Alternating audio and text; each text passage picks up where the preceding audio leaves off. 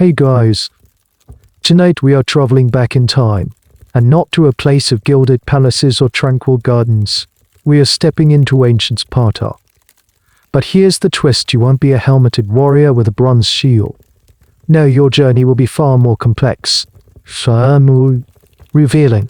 Tonight, you are a Spartan woman, and you're about to discover that the famous Spartan toughness was just for the men. In a world that fetishized strength, your body was not your own, and beauty was a brutal, state-mandated assignment. Frankly, the standards were so high, you'd be lucky to make it through your first evaluation. So before you get comfortable, take a moment to like the video and subscribe, but only if you genuinely enjoy what I do here. Your support truly means the world, and while you're at it, I'd love to see where you're tuning in from. Let me know your city and what time it is for you in the comments below. It's always a quiet thrill to see how far these stories travel. Now, dim the lights. Maybe turn on a fan for that soft background hum. And let's ease into tonight's journey together. The first thing you register is the air. It's sharp and cool against your skin, carrying the scent of damp earth, wood smoke, and something metallic and distant, like the clang of bronze on bronze. There is no soft linen, no gentle cooing, just the rough texture of a wooden cradle and the low murmur of voices. You've just been born. Welcome to Sparta. Your home is not a grand villa. Forget the gleaming marble columns you might associate with ancient Greece. Sparta, nestled in the fertile valley of the Eurotas River, was famously unimpressive in its architecture. A visiting historian from another city-state once remarked that if Sparta were ever deserted, future generations would have a hard time believing its power. It was, for all intents and purposes, a collection of villages posing as a superpower. Your home reflects this. The walls are simple plaster. The furniture is functional and unadorned, and the light that filters through the single opening is stark and unforgiving. Your mother, her face etched with exhaustion and a deep, desperate hope, looks down at you. Her touch is firm, assessing. Your father stands nearby, his gaze even more intense.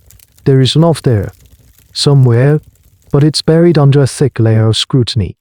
They aren't looking for a cute nose or delicate fingers. They are looking for signs. Is your cry strong or your limbs straight? Do you look like a survivor in Sparta? This is the only question that matters from the moment you draw your first breath. Your life is not a gift, it is a potential asset to the state, and it must prove its worth immediately. As you lie there, you feel a strange sense of freedom and vulnerability. You are not wrapped tightly in swaddling clothes. This is one of the first, and most peculiar, rules of Spartan child rearing. While almost every other culture in the ancient world bundled their infants to keep them calm and help their limbs grow straight, the Spartans did the opposite. They believed that swaddling was a form of weakness, that it constricted a child's growth and spirit. So you are left unbound, your arms and legs free to kick and flail in the cool air. It's a strange, and probably quite chilly, welcome to the world. The idea was to encourage robustness from day one. It was your first. Unspoken lesson: comfort is a luxury, and struggle builds character. The world you've been born into is built on a very specific and radical set of laws laid down centuries ago by a legendary figure named Lycurgus. Whether he was a real man or a myth, his greater hearth, the unwritten constitution of Sparta, dictates every aspect of your life, from what you eat to who you marry to how you are allowed to grieve. And it is this system that has turned your very existence into a state-sponsored project.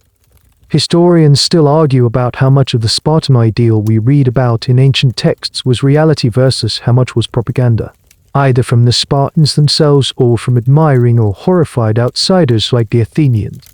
Was life really this rigid, this controlled, day in and day out, or are we only getting the highlight reel of their harsh philosophy? As you lie in your cradle, you are on the precipice of this debate. The voices of your parents are low and serious.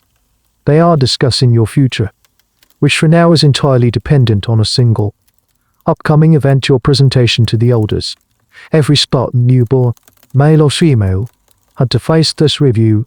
It wasn't about celebrating new life, it was quality control. You are not yet a person in the eyes of the state. You are a candidate, and as you feel the cold air on your untethered limbs, you begin to understand. Your body, this small, new vessel, is not a private matter. It is a public concern. Its strength, its health, its potential to one day produce more strong Spartans, that is your sole measure. This is the foundation upon which your entire life, and your unique, unforgiving standard of beauty, will be built. The days that follow are a blur of basic sensations. But one thing is constant, the feeling of being evaluated. It's in the way you're fed, not on a whim, but on a schedule. It's in the way you're left to cry a little longer than seems necessary. A test of your lungs and temperament. This isn't neglect, it's the system. A system born from the mind of one man, or perhaps the collective anxiety of a nation. This is the world Lycurgus built. To understand why your life is already a series of pass-fail tests, you have to understand this almost mythical figure. The story goes that centuries before your birth, Sparta was a mess of inequality, luxury, and internal conflict. Much like any other Greek city-state, Lycurgus, the man of noble birth, was so disgusted by this state of affairs that he decided to reboot society itself. He traveled the world, studying other governments, Crete for its harsh laws, Egypt for its caste system, maybe even Ionia for its examples of what not to do. When he returned, he claimed to have received a divine stamp of approval from the oracle at Delphi. The oracle, the most powerful religious authority in the Greek world, supposedly told him his laws would make Sparta the most famous city in the world. With that divine PR campaign, he implemented the Great RHTRA, a total social overhaul. And it was total. Lycurgus' vision was one of radical, state-enforced equality and austerity. He supposedly redistributed all the land, dividing it into equal plots for every Spartan citizen. He banned all gold and silver coinage, replacing it with clumsy, almost worthless iron rods. Why? To make hoarding wealth impossible and foreign trade a logistical nightmare. The goal was to eliminate luxury, greed, and the inequalities that came with them. Think of it as a state-sponsored minimalist movement. Except you don't get to blog about it. This is why your home is so bare. Your family doesn't own their plot of land in the way a modern person owns property. They are merely its custodians, holding it in trust for the state. True ownership is a foreign concept here. The most peculiar part of this whole system, the cold, hard fact that governs your life, is that these laws aren't written down. There is no stone tablet in the town square, no scroll in an archive. The Great RHTRA is a purely oral tradition. It's a set of principles and edicts memorized and interpreted by the GRSIA, the Council of Elders, the very men who will soon be inspecting you. This makes the law both incredibly powerful and terrifyingly flexible. It exists in the minds of the ruling class, giving them ultimate authority. It's a bit like your parents telling you the rules of a board game as you play. And the rules seem to change depending on who is winning. Of course, the academic world is locked in a fierce debate about Lycurgus himself. Did he even exist? Some historians argue he was a real, visionary lawgiver. Others believe he is a composite figure, a mythical founder created to give the Spartan system an unshakable, semi-divine origin story. It's easier to follow a brutal set of rules if you believe they were handed down by a legendary genius who spoke to the gods, rather than cooked up by a committee of anxious aristocrats trying to control a restive population. Whether man or myth, the effect is the same. The system is absolute, and this system dictates everything. It's why the men eat their meals not at home with their families, but in public messes called the SYS City. It's a mandatory dinner club for warriors, designed to build camaraderie and ensure no one is secretly eating better food than anyone else. It's why boys are taken from their homes at age 7 to enter the AGOGE, a brutal state-run military academy that will be their entire world until they are 30. The state, not the family, raises the male citizens. And what about you? Where do you, a girl, fit into this grand, masculine design like Kyrgyz, or whoever designed this system, recognized a simple, biological truth: strong warriors are born from strong mothers. And so, while the women of Athens were being taught to be demure, to stay indoors, to weave and manage the household in quiet seclusion, you are being primed for a different purpose. The state needs you, not for your mind or your artistry, but for your womb.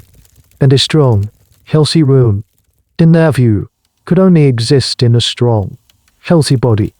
This is the cold logic that underpins your existence. You are not destined for the loom, you are destined for the gymnasium.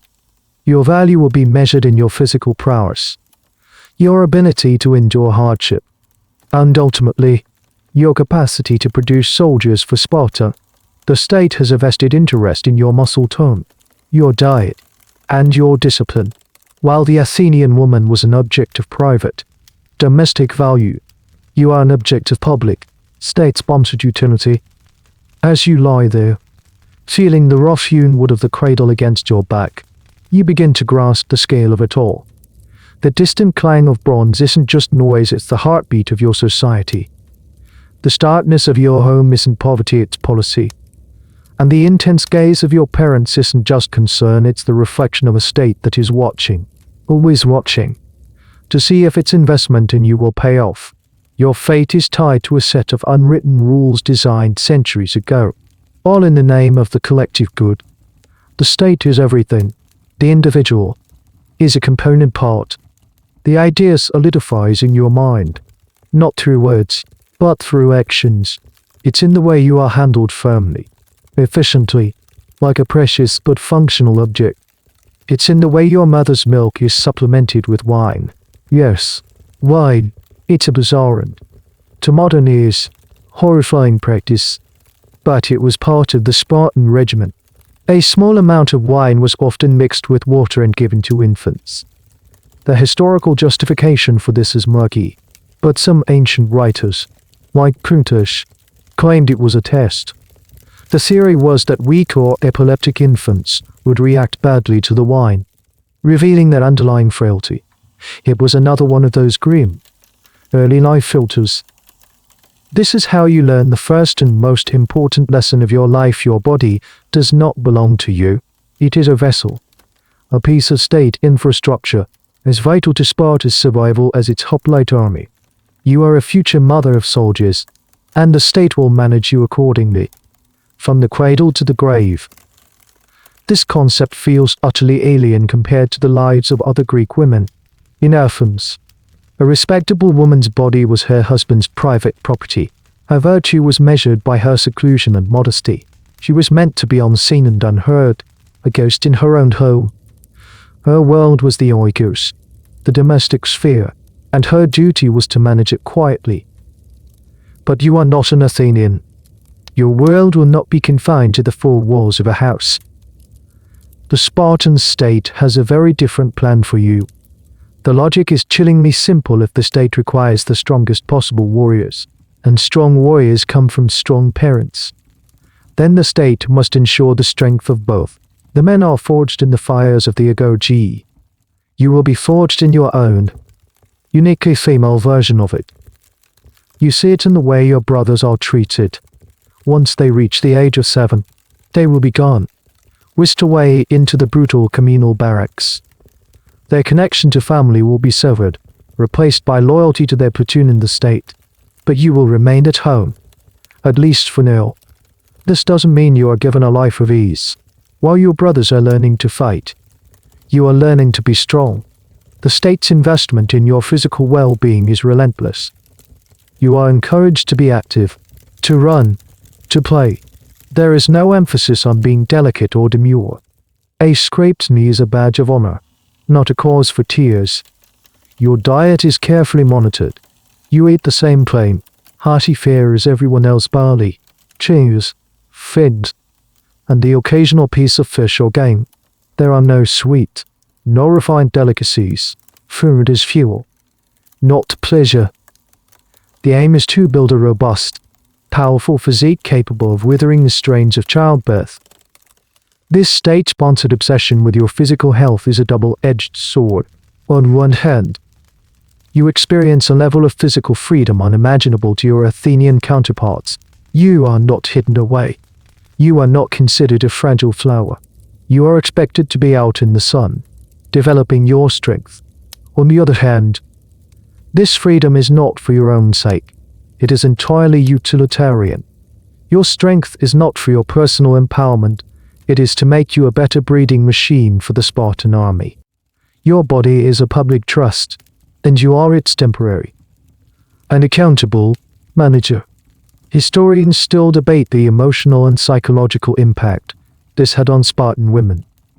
Did they resent this intrusion? Did they feel like cogs in a machine, or did they internalize this ideology so completely that they saw their role as a patriotic duty, a source of immense pride? The ancient sources, mostly written by men and often by non-Spartans, tend to portray them as fierce, proud, and fully committed to the system.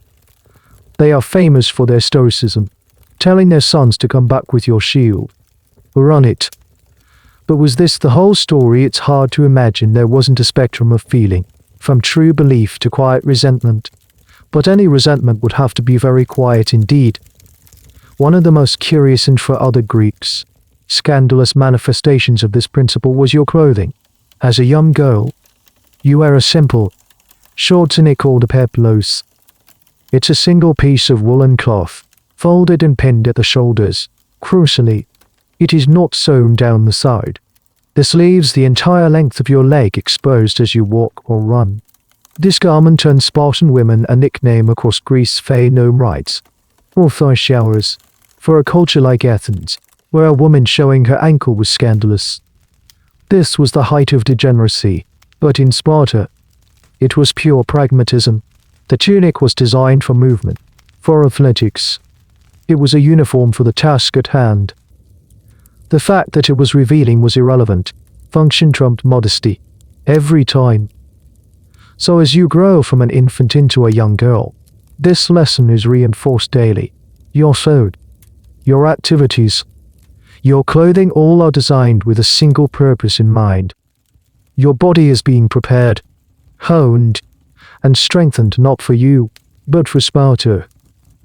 It's an immense pressure, a constant, low-level hum of expectation that buzzes beneath every moment of your life. You are not a person who happens to have a body. You are a body that might, if it proves worthy, be granted the status of a person. And that worthiness will be tested, not in a classroom or a workshop, but out in the open, on the dusty fields of the public training grounds. The day arrives sooner than you'd expect. You may be 6 or 7 years old, the same age your brothers vanish into the state-run military machine. But you don't disappear.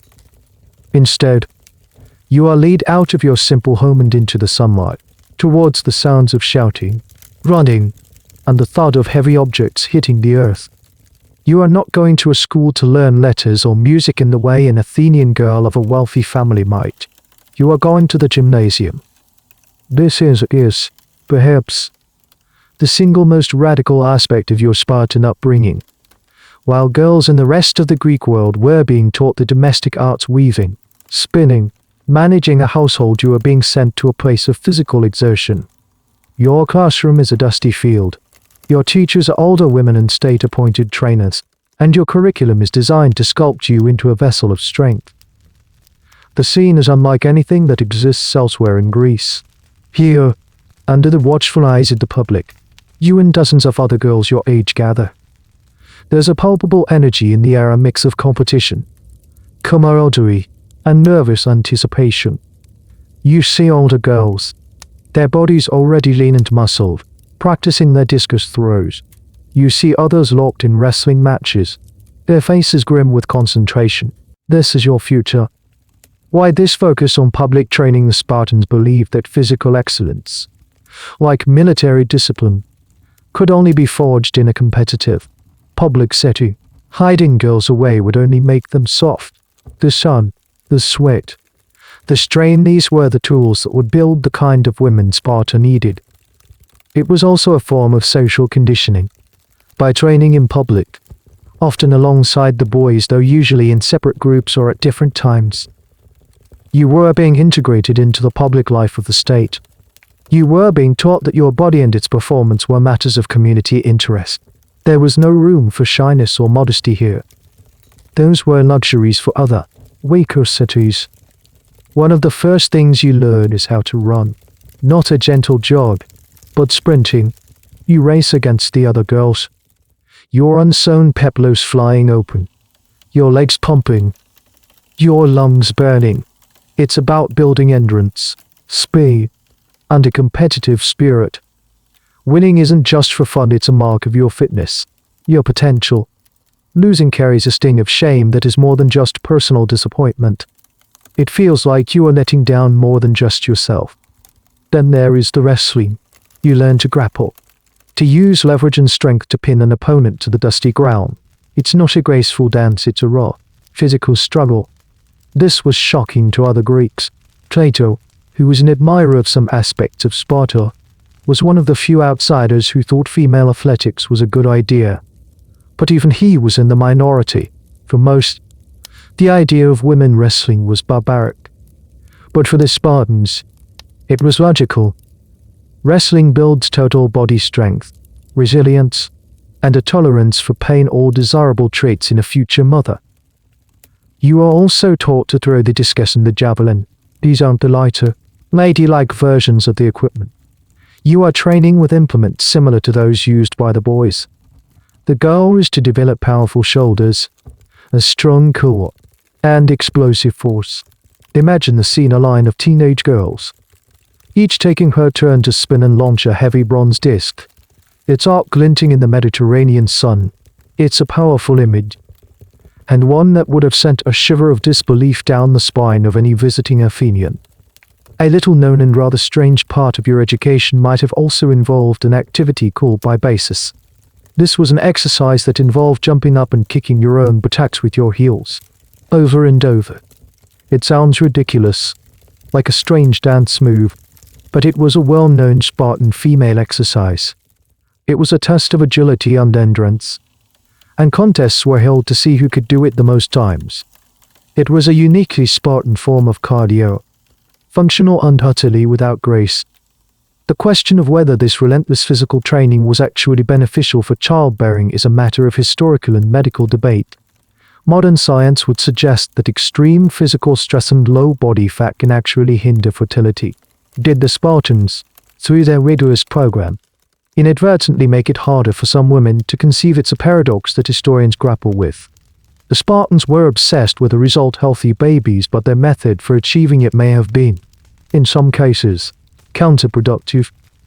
They were operating on an intuitive, pre-scientific understanding of light produces light, believing that a woman who could throw a javelin would naturally produce a son who could do the same.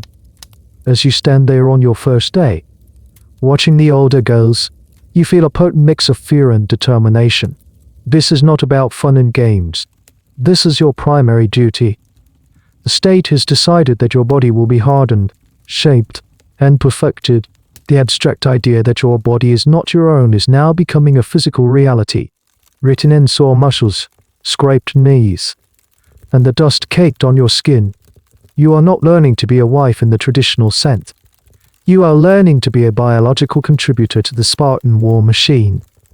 Your beauty will not be measured in the delicacy of your features, but in the power of your throw and the endurance of your run. This field is your forward. The days blend into a routine of exertion. Your life is measured in distances thrown and races won. The sun darkens your skin, and your hands, which in another city would be soft from weaving, grow calloused from the javelin and the wrestling pit. You are living the core of your female GE, the state-mandated training that runs parallel to the boys' military education, and at the heart of it are two disciplines, running and wrestling. Your morning often begins with a run, not a solitary, meditative jog, but a communal exercise, a race. You and the other girls line up, the air cool and still. The trainer, often an older woman who was once a champion herself, gives the signal. The explosion of motion is immediate. Your bare feet pound against the hard-packed earth of the Diromos, the racetrack. Your short peplos offers no resistance, only the rhythmic slap of fabric against your skin. You feel your lungs burn, a familiar and almost comforting sensation. This is about more than just cardiovascular health. The race is a public spectacle. You can feel the eyes on you, the trainers, other citizens, perhaps even young men from their GDD. Your performance is a public statement. A girl who runs with strength and stamina is advertising her fitness, her worthiness. A girl who flags or gives up is displaying a weakness that borders on being unpatriotic. This public pressure is a powerful motivator.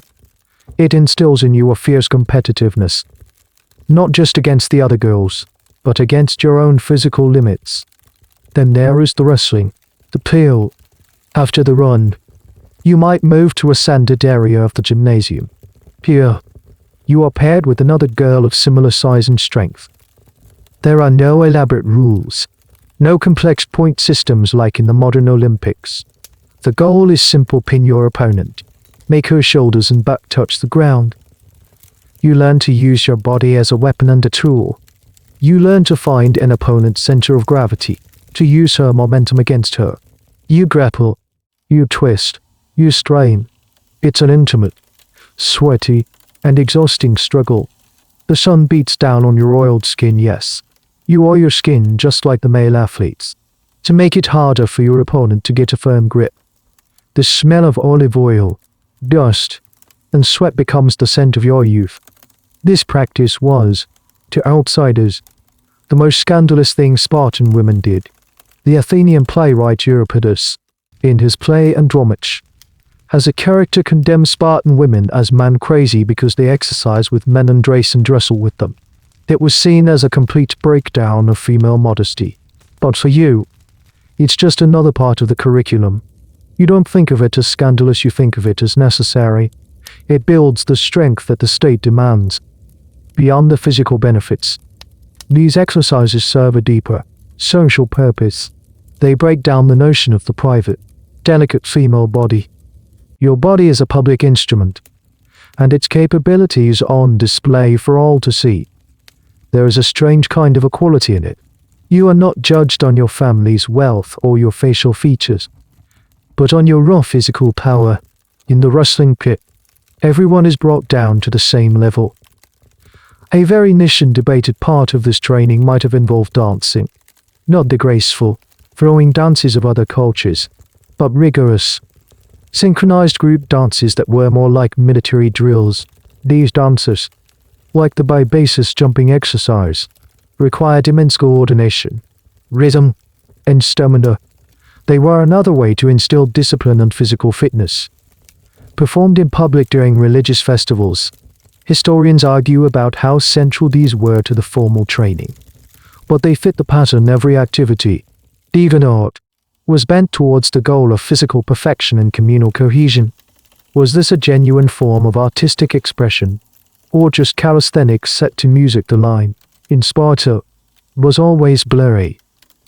As you grow older, the training becomes more intense. The weights of the disc uses get heavier. The wrestling matches become more strategic. You are no longer a girl playing, you are an athlete in her prime. Your body has been transformed. Your shoulders are broad, your legs are powerful, and your physique is lean and hard. You are the embodiment of the Spartan ideal of female health. But there is a constant, nagging question that modern historians and archaeologists are still trying to answer definitively: where exactly did all this happen? While ancient writers like Xenophon and Plutarch describe these activities in detail, the archaeological evidence for dedicated female gymnasia in Sparta is thin. Did the girls train in the exact same spaces as the boys, just at different times, or were they separate? There's permanent facilities that have left little trace. The how is well documented in texts, but the where remains a tantalizing puzzle, a ghost in the Spartan landscape. Standing there, catching your breath after a wrestling match, your opponent helping you to your feet in a show of respect. You don't think about these historical questions. You just feel the satisfying ache in your muscles, the grit of sand on your skin, and a sense of accomplishment. You have passed another day's test. You have proven, once again, that you are strong, And in Sparta, strength is the only currency that matters.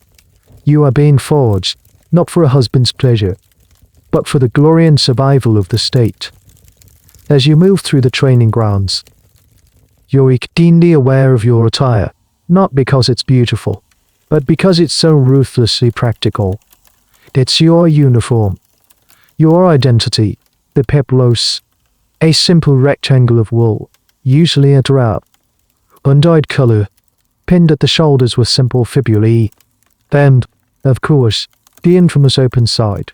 As you run, as you jump, as you grapple, the garment falls open, exposing your entire leg from hip to ankle. You don't even think about it. It's just the way things are. It allows for the freedom of movement your training demands. But you know what others call you. You've heard the whispers, the jokes from the few foreigners who pass through Sparta's unwelcoming borders. Phaenome rides, thigh showers. It's a label dripping with contempt, a shorthand for what the rest of Greece saw as Spartan depravity. In a world where a respectable woman's modesty was paramount, your very existence was a scandal. An Athenian man might only see his own wife's body in the privacy of their bedroom. You, on the other hand, are displaying yours in public every single day. The creator of this term was likely a poet or a playwright, someone who understood the power of a catchy, insulting nickname. It spread like wildfire, cementing the image of Spartan women as immodest and sexually licentious. But here's the irony: the purpose behind your revealing dress is the absolute opposite of seduction. It is pure, unadulterated pragmatism. The state requires you to be an athlete, so the state provides you with an athletic uniform. The moral outrage of others is completely irrelevant to the Spartan mindset. In their view, it was the Athenians who cooped their women up indoors and made them pale and weak, who were the strange ones. Your clothing sends a clear message: your body is not an object of aesthetic beauty or sexual allure. It is a tool for performance. The thigh that is revealed is not meant to entice, it is meant to be seen for its powerful musculature, a testament to your disciplined training. Running advertisement for your eugenic potential. This lack of concern for modesty extended to other areas as well. It was not uncommon for you and the other girls to exercise in the nude, just as the boys did. This practice, called gymnasium, was deeply shocking to outsiders but was considered perfectly normal within your culture. It was seen as the ultimate expression of the body as a functional instrument. Clothing, in this context, was just an enhancement. It also fostered a sense of communal identity and removed any hierarchy based on the quality of one's garments. In nudity, everyone was equal, judged only by their physical form. A little-known fact that adds another layer to this is the material of your peplos. It was wool, not soft, fine-spun linen. Wool is heavy. It gets scratchy when you sweat, and it holds the heat. It's a rugged, durable fabric for a rugged, durable people. The very texture of your clothing is a constant reminder of the austere life you lead. There is no comfort here, only utility. You didn't just wear austerity as a philosophy, you literally wore it on your skin. The debate among historians on this topic is fascinating. Was this public exposure genuinely empowering for Spartan women, giving them a sense of bodily autonomy unknown to their veiled Athenian sisters, or was it just another form of objectification? Albeit a different one. Instead of being objectified as a delicate possession for a man's private enjoyment, were you simply being objectified as a piece of public breeding stock for the state? The truth is likely somewhere in the murky middle. You certainly had more freedom of movement and a more public role than other Greek women, but that freedom was strictly channeled towards a state-mandated purpose. It was a conditional liberty, granted only as long as you served the collective good. As you finish your exercises for the day, you wore cone, your peplos flapping against your leg. You might pass a group of young men, your future husbands, walking back from their own training. They don't catcall or stare in the way foreign men might. They look at you with an appraising gaze, the same way a horse breeder might inspect a prize mare. They are not looking for a pretty face, they are looking for a strong physique, wide hips, and the overall appearance of health. They are looking for a woman who looks like she can survive childbirth and produce a healthy son. You're scandalous. Revealing to Nick is a key part of this public assessment. It's a living resume. A testament to your dedication to the Spartan ideal. The nickname Thaisha might be an insult in Athens. But here, in the strained, insulated world of Sparta, it's a de facto badge of honor. It means you are a true Spartan woman, unashamed of your strength. Your body dedicated not to the vanities of fashion or the gaze of men, but to the sacred, all-consuming mission of the state. Your modesty isn't located in how much skin you cover, but in your unwavering devotion to your duty. You arrive home, the satisfying ache of exertion in your muscles, and the smell of dinner greets you. But don't imagine a lavish feast. The aroma filling your simple home is earthy, slightly sour, and intensely savory. It's the smell of the cornerstone of the Spartan diet, the infamous black soup, or immerse. As you sit down for your evening meal, a bowl of this thick, dark liquid is placed before you. It's not pretty. It's a murky concoction of boiled pig's blood, talc, salt, and vinegar. That's it. No fragrant herbs. No golden olive oil drizzled on top. No delicate spices to liven it up. It is food reduced to its most basic function, fuel. You dip your piece of barley bread into the stew and eat. You've been eating this your whole life, so the taste is familiar, almost comforting in its harshness. It's salty, tangy from the vinegar, with a deep, irony flavor from the blood. It's designed to be hearty and nutritious, packed with protein and iron to build and sustain the strong bodies the state demands. For you, an athlete in training, it's the perfect recovery meal. The story goes that a man from Sybaris, a Greek city in Italy famous for its luxury and decadence, once tried Spartan black soup. After one taste, he supposedly remarked, "Now I understand why Spartan soldiers do not fear death."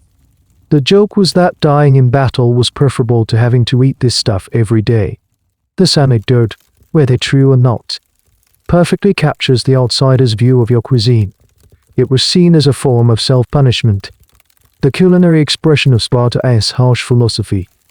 But for you, it's just dinner. Food in Sparta is not about pleasure, artistry, or social gathering in the way it is elsewhere. The communal messes for men, the SYS were not dinner parties, they were a tool for enforcing equality and discipline. Everyone ate the same measured portions of the same plain food. This prevented the wealthy from indulging in rich delicacies and the poor from starving. It was another way, like Kyrgyz-leveled society. While you, as a woman, eat at home, the ethos is the same. The food is simple, rationed, and functional. Your diet is monotonous but balanced. In its own way, barley is the staple grain, made into bread or porridge. Cheese, especially from goats, is a key source of protein and fat. Figs, both fresh and dried, provide a burst of natural sugar and energy. Meat is a rarity, mostly reserved for the pork in the black soup or what's left over from religious sacrifices. Fish might come from the nearby Eurotas River.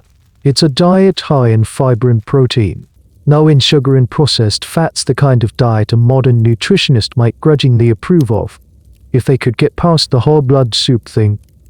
One of the more peculiar and less known aspects of the Spartan relationship with food was their attitude towards wine. They drank it, but almost always diluted with water, as was common in Greece.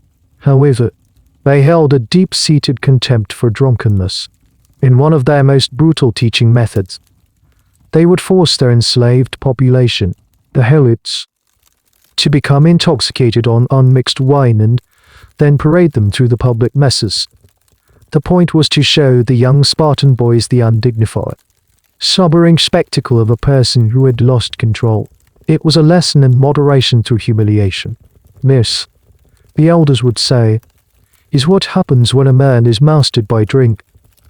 The academic debate here revolves around the true nutritional value and impact of this diet. Did the famous black soup really provide all the nutrients a warrior or a pregnant woman needed? Some nutrition historians argue that the reliance on blood and vinegar was a surprisingly sophisticated way to preserve meat and provide essential minerals like iron, crucial for a population that didn't eat a lot of red meat. Others suggest that the diet, while functional, might have been deficient in certain vitamins, leading to underlying health issues that ancient texts wouldn't record. Was it the perfect fuel for super soldiers, or a monotonous fare that just barely met their needs? As you finish your bowl of soup, you don't think about its nutritional profile. You just know that it makes you feel strong. It fills your belly and silences the hunger from a long day of training. In Sparta, that is all that is required of a meal. The pleasure of food, the joy of a shared, delicious dish, is a form of weakness, a distraction from the true purpose of life. Your relationship with food is a direct reflection of your relationship with your body. Both are instruments to be maintained, not sources of pleasure to be indulged. Every bite you take is a submission to the system, an acceptance of the idea that your personal desires are secondary to the needs of the state. The bland, functional taste of the black soup is the taste of your duty. It is the flavor of being Spartan. As you grow into your teenage years, your body changes. You are no longer a weary girl but a young woman. Your athletic training having carved strong lines into your physique. You look in the polished bronze that serves as your mirror, and you don't see the soft, pale flesh praised in Athenian poems. You see muscle, sinew, and a body browned by the sun, and you feel a sense of pride, because in the topsy-turvy world of Spartan values, being thin is a sin. This is one of the most striking reversals of both ancient and modern beauty standards. In many other cultures, including many today, slenderness in women is often associated with delicacy, discipline, or high social status. In Sparta, it was a sign of disgrace. To be frail, skinny, or underweight was not a personal choice, it was a public failing. A visual announcement that you were neglecting your sacred duty. The logic, as always in Sparta, was ruthlessly practical. A thin body was seen as a weak body. A weak body could not endure the rigors of the Spartan lifestyle, and more importantly, it was considered an unsuitable vessel for pregnancy. The entire purpose of your existence, the ultimate goal of your years of training and disciplined eating, was to successfully bear strong, healthy children for the state. A slender frame was seen as evidence that you were either not eating enough of your rations or that your constitution was naturally feeble. Either way, you were a poor investment. This attitude was formalized and enforced. Periodically, you and the other young women would be subject to public inspections. These were not casual glances. You would be expected to parade before the ephors, the 5 elected magistrates who held immense power in Sparta, or other designated officials. They would scrutinize your body with a critical eye. They were looking for firmness, for muscle tone, for the appearance of robust health. If a young woman was deemed too thin or, conversely, too plump and soft from hidden indulgence, she would be publicly shamed. The rebukes would be harsh and direct. She might be ridiculed, assigned extra exercises, or have her rations monitored. It was a humiliating experience, designed to correct the flaw and serve as a warning to others. Your body was a public project, and it was subject to public review and critique. One of the more bizarre and specific details about these inspections, according to some ancient sources, was a focus on the firmness of the flesh. A woman was expected to be solid, not soft or flabby. This fetishization of fitness went beyond simple weight. It was about composition. Muscle was beautiful, excess fat was a sign of indiscipline. Just as being underweight was a sign of weakness, you were expected to hit a very specific, athletic body type, not too thin, not too soft, but powerful and solid. This creates a fascinating point of debate for historians and sociologists. Was this an early form of body positivity, celebrating a stronger, more robust female form, or was it just another, equally oppressive standard while it rejected the ideal of the fragile, decorative woman? It replaced it with an equally rigid, utilitarian one. You were freed from the pressure to be slender only to be subjected to the pressure to be an Amazon. There was no room for natural variations in body type. If your metabolism naturally made you slender, or if you were genetically predisposed to a softer physique, you were in trouble. The system had one mold, and you were expected to fit it. The idea that a body could be healthy and beautiful without looking like a professional athlete was completely absent. So, as you appraise your reflection in the bronze, you do so with the eyes of a judge, the eyes of an EPA tool. Are your shoulders strong enough? Are your hips wide and sturdy looking? Is there any softness that could be mistaken for weakness? You are internalizing the state's gaze, becoming your own harshest critic. The pressure is immense. Your social standing, your eligibility for marriage, and your own self-worth are all tied to the perceived strength of your physical form. Being thin wasn't just unattractive, it was considered unpatriotic. It suggested you were shirking your responsibility to the collective. In a society where every citizen's primary role was to contribute to the strength of the state, a weak-looking body was a form of treason. It was a silent protest against the values that held your entire world together. The standard of beauty, so alien to us, was the logical endpoint of the Spartan system, where Athenian beauty was about projecting private, domestic virtue, modesty, paleness from being indoors. Spartan beauty was about projecting public, civic virtue, strength, health, fertility. You were beautiful if you looked like you could wrestle a bear and then give birth to a future king. It was a brutal, demanding, and utterly unforgiving standard. And as you turn from the mirror, you feel the weight of it settle on your strong shoulders. The inspection could be coming any day. You must be ready. The time comes when your training is considered complete. You are in your late teens or early 20s. Your body at the peak of its state-mandated physical perfection. The next and most crucial phase of your life must begin marriage. But do not picture a romantic courtship, a gentle proposal, or a joyful ceremony with family and friends. Your marriage is one of the strangest and most unsettling rituals in the entire Greek world. It is, in essence, a staged abduction. The process begins not with love letters, but with an assessment.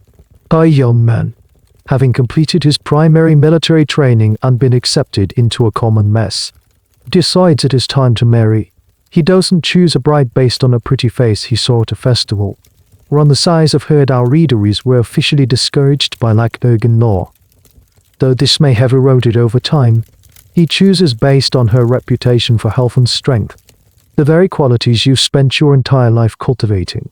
He, or his family, will make an arrangement with your father. If everyone agrees, the wedding is set. And here is where things get truly bizarre. On the appointed night, there is no public ceremony, no feast, no exchange of vows. Instead, the clown, under the cover of darkness, must sneak into your family's home, abduct you, and carry you off to a designated location, usually a dark, empty room. It's a performance of masculine aggression and stealth, a symbolic capture of the bride. Meanwhile, you have been prepared for this moment by a bridesmaid or an older female mentor. Your head has been shaved. Not trimmed, but shaved completely bald. You are then dressed in men's clothing, a simple cloak and sandals, and left alone in the darkened room, lying on a pallet on the floor, to await your captor. Imagine the scene. You, a powerful athlete who has spent years wrestling and throwing javelins, are now forced to participate in this ritual of submission. Your hair, one of the few areas where you might have expressed some individuality, is gone. You are dressed as a man. A symbolic stripping of your female identity right before you are expected to fulfill your ultimate female function. The groom arrives. Having successfully eluded the other men in his barracks, he is supposed to continue sleeping there, even after marriage. And the marriage is consummated in secret, in the dark. He then leaves before dawn to sneak back to his military duties. This ritual is so strange that historians have debated its meaning for centuries. Why the abduction? It could be a symbolic holdover from a more primitive, pre-state era of marriage by capture. More likely, it was a piece of psychological theater. The Spartans believed that making access to a wife difficult and secret would keep the passion between them high, leading to more vigorous, and thus more successful, procreation. It was also a test for the groom, a mini-military operation that required stealth and daring. And what about your shaved head and male clothing? This is even more mysterious. Some scholars suggest it was to make the transition to heterosexual intimacy less jarring for a groom who had spent his entire life in the exclusively male environment of the Agogee. By making you look more like a boy, the ritual might have eased him into the new experience. Others argue it was a rite of passage for you, a symbolic shedding of your girlhood to enter the new stage of womanhood. A less-known theory is that it was simply a disguise, making it easier for the groom to sneak you out without it being obvious he was abducting a woman. The true reason is lost to time. A perfect example of a historical practice we can describe but perhaps never fully understand. For the first several years of your marriage, this is your reality. You live in your family home, and your husband lives in his barracks. He is your husband, but you only see him during these clandestine, nighttime visits. It's a marriage conducted in the shadows. You might even have children before your husband is a regular presence in your household, which won't happen until he is 30 and finally released from full-time military service. This system, as bizarre as it sounds, served the state's purpose. It ensured that the man's primary loyalty remained with his comrades in the military, not with his new wife and family. The state came first, always. It also focused the institution of marriage squarely on its intended purpose in Sparta: procreation. There was no room for the development of a domestic partnership or deep emotional intimacy in these early years. It was a biological transaction, shrouded in a strange and dramatic ritual. As you lie on the pallet in the dark, the cool air on your shorn head, waiting for the sound of footsteps, you are at the nexus of Spartan ideology. You are an object to be captured, a function to be fulfilled. The romance and sentimentality that other cultures attach to marriage are absent here. This is not the beginning of a life together. It is the beginning of your service. The moment you are called upon to perform the ultimate duty for which you have been so rigorously prepared. The secret visits continue, shrouded in darkness and urgency. Your life, which was once defined by the public rigor of the gymnasium, is now also defined by this strange, private ritual. But soon, the true purpose of this union becomes the overwhelming focus of your existence. You must conceive. This is the ultimate test, the final exam for which everything else, the running, the wrestling, the black soup, the staged abduction, was mere preparation. Your entire worth as a woman, your standing in the community, your value in the eyes of the state, all now hinge on a single biological function: your ability to produce a healthy child, and not just any child. The unspoken, but overwhelming, preference is for a boy, a future hoplite, a new cog in the great Spartan war machine. The months that follow are filled with a quiet, gnawing anxiety. Every month that passes without a sign of pregnancy is a small, personal failure. You see other young women, your peers from the training grounds, beginning to show the first signs of pregnancy, and you feel a pang of a new kind of rivalry. The competition of the racetrack has moved to the realm of fertility. You do everything you're supposed to do. You continue to eat well, to exercise, though perhaps with less intensity, to maintain the strong, robust body that is meant to be the ideal vessel. But biology is not always cooperative. The immense pressure you are under, the psychological stress of it all, could ironically be working against you. This is a cruel paradox the Spartans, with their purely physical understanding of health, would never have grasped. If you failed to conceive after a reasonable amount of time, the consequences are stark and humiliating. Your marriage, which was never based on love or affection in the first place, could be easily dissolved. A barren woman was of no use to her husband or the state. He would be expected to set you aside and take a new wife. You would be returned to your family in disgrace, a living symbol of failure. The shame would be immense, a public stain on your name and your family's honor. But let's say you are successful. you conceive. A new wave of anxiety begins. Now, you must carry the child determined to survive the ordeal of childbirth. In an age before modern medicine, childbirth was a dangerous, life-threatening event for any woman. But, in Sparta, they carried an additional weight. It was seen as the female equivalent of battle. The ancient writer Plutarch tells us that in Sparta, only two kinds of people were allowed to have their names inscribed on their tombstones: men who died in battle, and women who died in childbirth. This is a stunningly powerful statement. It elevates death in childbirth to the level of a heroic sacrifice for the state. It acknowledges the immense risk you are taking and frames it as your ultimate act of patriotism. On one hand, this is a rare and profound validation of the female experience in the ancient world.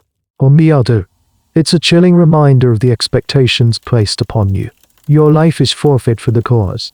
You are expected to be as brave in the birthing bed as your husband is on the battlefield. A little known but poignant detail of this process involves the prayers and rituals surrounding pregnancy. While the state focused on the physical, you and the other women would have engaged in your own, more personal appeals to the divine. You would have made offerings to goddesses associated with childbirth and fertility, like Artemis or Thea. These rituals were a space where the cold, utilitarian demands of the state met the universal, human fears and hopes of an expectant mother. It was a private world of female solidarity and spiritual seeking, existing in the shadows of the state's public ideology. The debate among historians here is on the emotional reality for these women. Did they truly see themselves as soldiers in a biological war? Did the promise of a named tombstone comfort a woman in the throes of a life-threatening labor, or was this just state propaganda? A way to glorify a terrifying and often fatal ordeal in order to encourage women to face it without complaint. The stoic, tight-lipped image of the Spartan woman suggests they embraced this ideology, but it's impossible to know the private terror they must have felt. Finally, the day of labor arrives. There are no male doctors present. You are attended by your mother, other female relatives, and a midwife. It is a world of women, a space of shared experience and knowledge passed down through generations. They are there to support you, but they are also there to watch. The outcome of this ordeal will define your future. As the pains begin, you steer yourself. You are a Spartan. You have trained for this. You have been told your whole life that your body was built for this moment. Now, you must prove it. You must survive, and you must produce a citizen. The fate of your honor, and the life of your child, rests on what happens next. With a final, heroic effort, you bring a new life into the world. The room is filled with the sharp, piercing cry of a newborn. Relief, so profound it feels like the untying of a knot in your very soul, washes over you. But it is fleeting. The ordeal is not over. In fact, the most critical judgment has just begun. The midwife cleans the baby, not in warm water, but in wine. This is the second time wine is used as a diagnostic tool in a Spartan's life. A brutal bookend to your own infancy. The theory, as recorded by Plutarch, was that epileptic or sickly infants would convulse and die in the pure wine, while a healthy baby would be tempered and strengthened by it. Like steel, it's a scientifically baseless and horrifying practice. Well, first, immediate test of the baby's fitness. Your heart is in your throat as you watch. Only when the baby emerges from its wine bath, crying and strong, can you take a breath. But this is merely the family's preliminary check. The state must now have its say. Within a few days, your father or your husband takes the newborn. He carries the small, bundled infant not to a place of celebration, but to a place of judgment. He walks to a spot called the Lesche, a sort of portico or meeting place where the elders of your tribe convened. Here, under the cold, appraising eyes of the Jerus, i.e. the council of men over the age of 60, who had served their time and were now the guardians of Spartan law, your child's fate will be decided. This is the most infamous and chilling aspect of Spartan society. The council of elders examines the baby. They are not looking for family resemblances or cute features. They are conducting a rigorous, Dispassionate inspection. Is the baby well formed? Are its limbs straight? Does it appear vigorous and healthy? Is there any sign of deformity or weakness? They turn the baby over, scrutinizing every inch of its tiny body. Their faces are grim, their hands sure. They are not acting as grandfathers, but as state officials, as quality control inspectors on the assembly line of Spartan citizens. Their decision is final and absolute. If the child passes the inspection, it is deemed worthy of life. It is returned to you to be raised. A small plot of land from the public allotment is assigned to it, securing its future as a citizen. A wave of indescribable relief would hit you. Your child is officially a Spartan. You have succeeded. But if the council finds any defect to clubfoot, a weak cry, a birthmark they deem inauspicious, or any other sign of imperfection, the verdict is a death sentence. The child is judged ill-born and ill-fated, a drain on the state's resources and a potential weakness in the genetic line. The condemned infant is not returned to you. You will never see your child again. The father is instructed to take the baby to a place called the Apio the Tay, which translates to the deposits. It was a deep chasm or pit at the foot of Mount Tagetos, the imposing mountain range that looms over Sparta. There, the baby is left to die of exposure. This practice of state-sanctioned infant exposure was the brutal, logical conclusion of the entire Spartan eugenics program. The state, not the parents, had the ultimate power of life and death. The family's emotional bond to the child was irrelevant. The only thing that mattered was the child's potential utility to the state. For decades, the story of the APO, the Tay, was taken as historical fact, a prime example of Spartan cruelty. However, modern archaeology has thrown this into question. For a long time, archaeologists have searched for this chasm filled with the bones of infants, and they have never found it. Excavations in and around the supposed area have found plenty of human remains, but they are mostly of adult men, likely criminals, traitors, or prisoners of war who were executed by being thrown into the pit. The number of infant remains is no higher than what you would expect from a normal infant mortality rate in the ancient world. This has led to a major historical debate. Did the mass exposure of infants at the Apio the Tay actually happen as described? Or was it an exaggeration? A piece of black legend propaganda spread by horrified rivals like the Athenians to paint the Spartans as monstrous. Some historians now argue that while infant exposure certainly happened in Sparta as it did across the ancient world, it might have been a private family decision, as it was elsewhere, and not this form, state-run inspection and execution. Others maintain that the ancient texts are clear and that the lack of archaeological evidence doesn't disprove the practice. The bones may have simply not survived or have been found yet. It remains one of the most contentious did they or didn't they questions in ancient history. But for you, in this moment, the threat is very real. You wait at home, every fiber of your being screaming with anxiety. Your body is recovering from the trauma of childbirth, and your mind is consumed with the fate of the child you just bore. The minutes stretch into an eternity, your entire future, and your child's, rests on the judgment of a handful of old men in a shadowy hall. This is the cruelest test of all. The door opens. Your husband walks in, holding the baby. He places the child, now officially sanctioned by the state, into your arms. The wave of relief is so potent it almost brings you to your knees. You did it. You have passed the final, most important test. You have produced a viable Spartan citizen. From this moment on, your status in society fundamentally changes. You are no longer just a woman, a wife, or an athlete. You are a mother, and in Sparta, a mother of a healthy child, especially a healthy son, holds a unique and respected position. Your name is now spoken with a new level of regard. You have fulfilled your primary function. You have contributed a new soldier, or a future mother of soldiers, to the state. When you walk through the village, you walk with your head held high. You have earned your place. The other women, the ones still anxiously hoping to conceive, are those who have faced the heartbreak of a failed inspection. look at you with a mixture of envy and respect. You have joined the ranks of the successful. This is the pinnacle of female achievement in your world. The beauty standard you have been chasing your whole life was never about aesthetics, it was about this moment. The strong thighs, the powerful shoulders, the disciplined diet, it was all a means to this end. Your body's beauty has been validated in the most concrete way possible. It has proven its utility. Your child is the living trophy of your success. Your days now shift to the task of raising this new Spartan. But even here, your maternal instincts are guided by the unwritten laws of Lycurgus. You are expected to be a tough, unsentimental mother.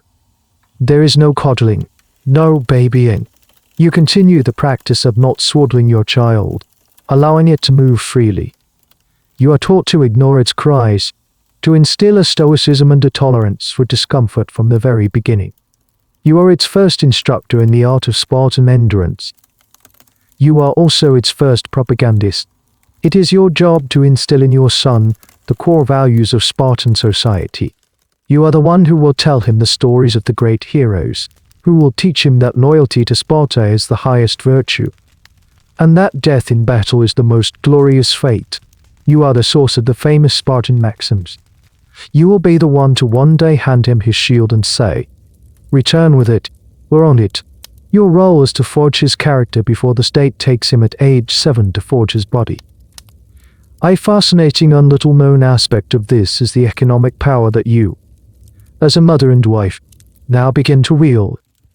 Because the men are so often absent living in barracks until they are 30, and on campaign for much of their adult lives, the management of the household and the family's estate, the Kaileros, falls to you. You are not just a mother, you are the chief operating officer of your family's assets.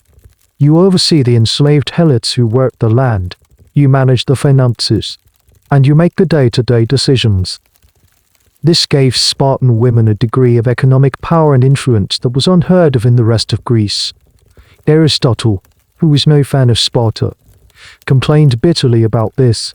He claimed that the Spartan system, by giving so much control to women, had led to a state of gynecocratia, or ruled by women. He argued that almost 2/5 of Sparta's land was owned and managed by women, and he blamed this for what he saw as Sparta's decline. His critique opens up a historical debate: was Aristotle's claim an accurate reflection of female power in Sparta? Or was it a misogynistic exaggeration from a philosopher who believed women should be silent and subordinate? It's likely a bit of both. Spartan women certainly did not rule in the political sense. They could not vote or hold office. However, their control over property and the domestic economy gave them a level of de facto power that was unparalleled. They were the masters of the house in a very real way, precisely because the men were forced to be absent. So your life settles into this strange paradox. You are revered for your biological function, but you are also a formidable economic force. You are praised for producing sons for the state. And then you are trusted to run the estates that support that state. Your value, which was once purely physical, now has a tangible, economic dimension. You are the matriarch. Your word is law within your home. You raise your children with a firm hand, preparing them for their state-mandated destinies. You have achieved the Spartan version of having it all a state-approved child, the respect of your community, and control over your household's wealth. It is a position of power, but a power that is always conditional, always in service to the state that granted it to you. You are a queen in a gilded, iron cage, and as you look at your son, you know that your most important job is to teach him how to love that cage even more than you do. Life settles into a rhythm. You are a mother, a manager of an estate, a respected figure in the community. You have achieved the peak of Spartan womanhood, and yet, there is a stark emptiness in your personal adornment. You look at your hands, calloused from work and past training, and they are bare. You look at your simple woolen peplos, and it is the same drab, functional garment you have always worn. There is no splash of color, no glint of gold, no finely crafted jewelry to mark your status. All such things are forbidden. This is another cornerstone of the Lycurgan system, the state-enforced rejection of adornment. The same laws that took away gold and silver currency also banned personal ownership of anything that smacked of luxury or vanity. For you, this means no makeup, no perfume, no jewelry, and no brightly colored or ornate clothing. The logic behind this ban was twofold. First, it was a tool for social equality. If no one could wear wealth, it would be much harder to distinguish the rich from the poor. It prevented the envy and social competition that Lycurgus believed had corrupted other societies. Everyone was to present themselves with the same austere simplicity, creating a visual uniform of Spartan citizenship. The only way to distinguish yourself was through your actions and your service to the state, not through your possessions. Second, and more importantly for you, these adornments were seen as a form of deception and weakness. Makeup was a mask to hide one's true complexion. Perfume was an artificial scent to cover the natural smell of a healthy, hard-working body. Jewelry was a frivolous distraction, a sign of a mind concerned with vanity rather than virtue. Colored clothing, especially the luxurious purple dye derived from the murex snail, was the ultimate symbol of decadence and moral decay. To the Spartan mind, these things were corrupting influences imported from the soft, degenerate cultures of the East. So you live in a world of muted colors and plain surfaces. Your beauty is not something you can enhance or decorate. It must be inherent, radiating from your physical health and the strength of your character. This, in itself, is an incredibly demanding standard. It strips you of all tools of personal expression and leaves you with only the raw material of your body. It reinforces, yet again, the idea that your only value is your biological function, not your individuality or personal taste. Think of the contrast with an Athenian woman. A wealthy Athenian matron would have a gymnasium, a women's quarter, filled with chests of fine linen clothes, intricate jewelry, and pots of cosmetics lead-based powder to whiten the skin, crushed mulberries for rouge, charcoal for eyeliner. These were the tools of her femininity and status. Your home has none of this. Your personal effects are Spartan in the literal sense of the word. A strange, niche detail that illustrates this obsession with naturalness is the Spartan view on cosmetics for men. While Greek men in other cities might occasionally use oils and perfumes, Spartan men were expected to be even more austere than the women. A man who was too concerned with his appearance, who spent too much time grooming, would be an object of ridicule. The story is told of a Spartan who was visiting another city and was offered a fragrant perfume. He angrily refused, saying he hoped it would only be used by women, and that it would make them so undesirable their husbands would not recognize them. This anecdote highlights how deeply this anti-adornment philosophy ran. It was a core part of their identity. The academic controversy surrounding this topic is whether this ban was absolute reality or an idealized exaggeration. Ancient texts, written by authors like Plutarch centuries after Sparta's golden age, paint a picture of perfect, unwavering austerity. But did it really work, human nature being what it is? It's hard to believe there wasn't a black market for a pretty trinket, or that some women didn't find quiet ways to bend the rules. Archaeological finds of small, simple bronze mirrors or plain fibula e-pins show that some personal items existed.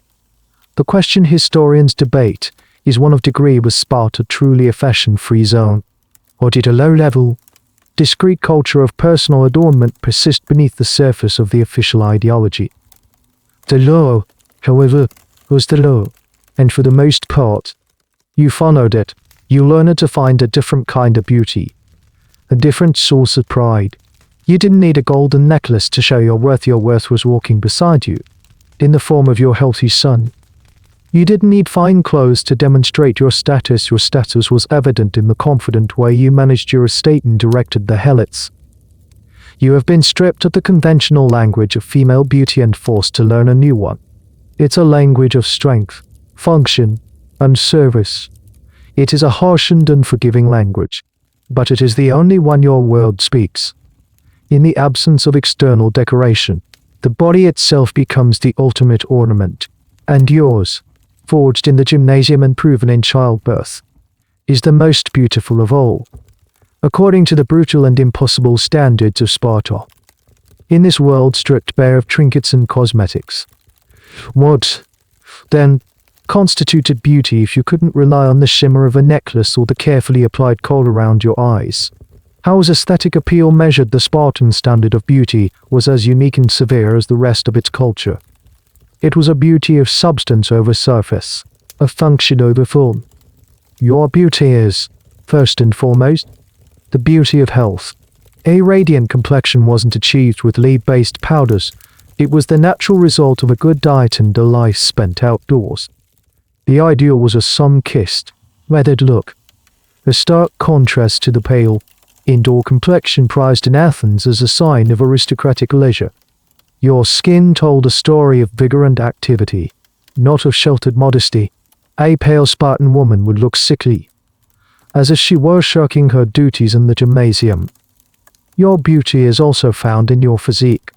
Years of running and jostling have given you a body that is lean, but powerful. You don't have the soft, flowing lines of the goddesses carved by Athenian sculptors. Your form is more akin to that of Artemis, the huntress, athletic, capable, and formidable. The muscles in your arms and legs are not seen as masculine or unattractive. They are the visible proof of your discipline and your adherence to the Spartan way. They are your credentials. When people look at you, they see a woman capable of producing strong offspring. This eugenic gaze is the primary lens through which all beauty is viewed. Think of it as the difference between a decorative garden and a well-tended field of wheat. One is designed for aesthetic pleasure, the other for productive utility. To the Spartan eye, the field of wheat is far more beautiful. Your body is that field. Its beauty lies not in its delicate blossoms, but in the promise of its bountiful harvest. Beyond the purely physical, a significant component of your beauty is your demeanor. You are expected to be poised, confident, and direct. The demure, downcast eyes of an Athenian wife would be seen as a sign of weakness or cunning. You look people in the eye when you speak. You carry yourself with an air of authority, honed by years of managing your own household and estate. This confidence, this lack of frivolousness, is considered a core part of your appeal. It signals a strong character, a mind uncluttered by vanity. This extends to the way you move. Your movements are not meant to be seductive or graceful in a delicate way. They are efficient, powerful, and purposeful, a result of your athletic training. There is an economy of motion, a lack of wasted energy. This, too, is beautiful. It is the physical manifestation of the Spartan virtue of austerity. A little known but fascinating aspect of this functional beauty is the Spartan appreciation for a good smile, not a flirtatious or coy one, but one that revealed strong, healthy teeth. In an age with no dentistry, healthy teeth were a clear and honest indicator of a good diet and a strong constitution. While other cultures might try to hide imperfect teeth, the Spartans, with their obsession with unadorned reality, would have seen a full set of strong teeth as a significant mark of beauty and vitality. It was an internal, structural strength made visible. The great debate among classicists is how much of this functional beauty standard was genuinely appreciated on an aesthetic level by the Spartans themselves, versus how much was simply a post-facto justification for their eugenic program. Did a Spartan man genuinely find a muscular thigh more beautiful than a slender one, in the same way someone today might prefer one eye color over another, or did he simply value it more, appreciating it intellectually for what it represented: health, fertility, and adherence to state principles? It's the classic head versus heart question. Did they force themselves to find this ideal beautiful? Or did their culture so thoroughly shape their perceptions that they felt it instinctively? We can only speculate. As you go about your day, you embody this standard. You don't try to be beautiful in the way a Corinthian woman might. You simply are beautiful, by virtue of living the correct Spartan life. Your beauty is not an addition to your identity, it is the natural byproduct of it. It's in the confident set of your shoulders as you oversee the work in the fields, in the healthy color of your cheeks, in the directness of your gaze as you negotiate with another landowner. It is an impossible standard. In its own way, it demands a perfection of health, a specific body type, and a character of pure steel. There is no artifice to hide behind. No shortcut to achieving it. You cannot buy it, paint it on, or drape it over yourself. You must build it, day by day, through sweat, discipline, and unwavering commitment to the system, in the stark, unadorned world of Sparta. Your life itself must be a work of art. In this landscape of enforced plainness, where your clothes are drab, your skin is unpainted, and your hands are unadorned, is there any room left for personal expression, any small canvas on which you can paint a tiny stroke of individuality for many Spartan women? The answer was yes, and it was on top of your hair, while your head was shaved for the bizarre ritual of your wedding night. This was a temporary, transitional state. As a married woman, you would let your hair grow long, and the styling of this hair became one of the few acceptable forms of adornment and a powerful symbol of your status. Unlike the girls, who wore their hair short and simple, or went about their athletic business with practical, unstyled cuts, you, as a matron, would wear your hair in elaborate, sculpted arrangements. The most common and iconic style was a complex system of braids, wound and pinned tightly to the crown of your head. It was a statement piece, a natural crown that signified your position as a wife and mother, the queen of your household. Creating these hairstyles was a time-consuming and skillful process. You would have needed help, perhaps from a trusted helot servant or from your own daughters. The hair would be parted, braided into numerous small plaits, and then coiled and fastened into an intricate bun or top knot. It was a work of structure and art, a piece of living sculpture. This focus on elaborate hairdressing seems, at first glance, to contradict the Spartan aversion to vanity. But it was acceptable because it fit within their value system. Firstly, it used a natural attribute to your own hair. It wasn't an artificial addition like a wig or a golden diadem. Secondly, it was a marker of status, not frivolousness. An elaborately dressed head of hair clearly distinguished a married woman from an unmarried girl. It was a uniform, just like the short peplos was for the young.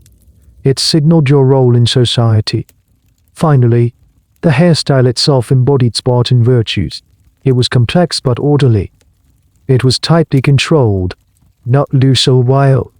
It represented the taming unordering of nature, just as the Lycurgan laws tamed unordered society. A woman with a perfectly coiffed, intricate hairstyle was displaying her discipline and her commitment to an orderly life. A woman with messy, unkempt hair would be seen as slovenly and chaotic, her character as undisciplined as her locks. One of the more niche details that scholars of material culture have pointed out is the tools used to maintain these styles. While you wouldn't have gold pins, archaeologists have found simple but elegant pins made of bronze or carved bone. These were the functional, state-approved tools of your limited vanity. You might also use olive oil to give your hair shine and manageability. Another practical, locally sourced product. No exotic imported unguents were allowed. Even your beauty routine had to be patriotic. The academic debate here centers on just how much freedom this really represented. Was the choice of braid pattern and coil a genuine outlet for creativity? A small space where a woman could express her personal aesthetic, or were the styles themselves so rigidly codified by tradition that there was very little room for innovation? We see similar hairstyles depicted on small carved ivory figures in pottery, suggesting a fairly consistent look. So, were you following a strict style guide? Or did you have the freedom to be the trendsetter of your neighborhood with a new braiding technique? It's a question about the line between uniform and art, a line that was always blurry in Sparta. Imagine the daily ritual. After your morning duties, you sit while your hair is painstakingly braided.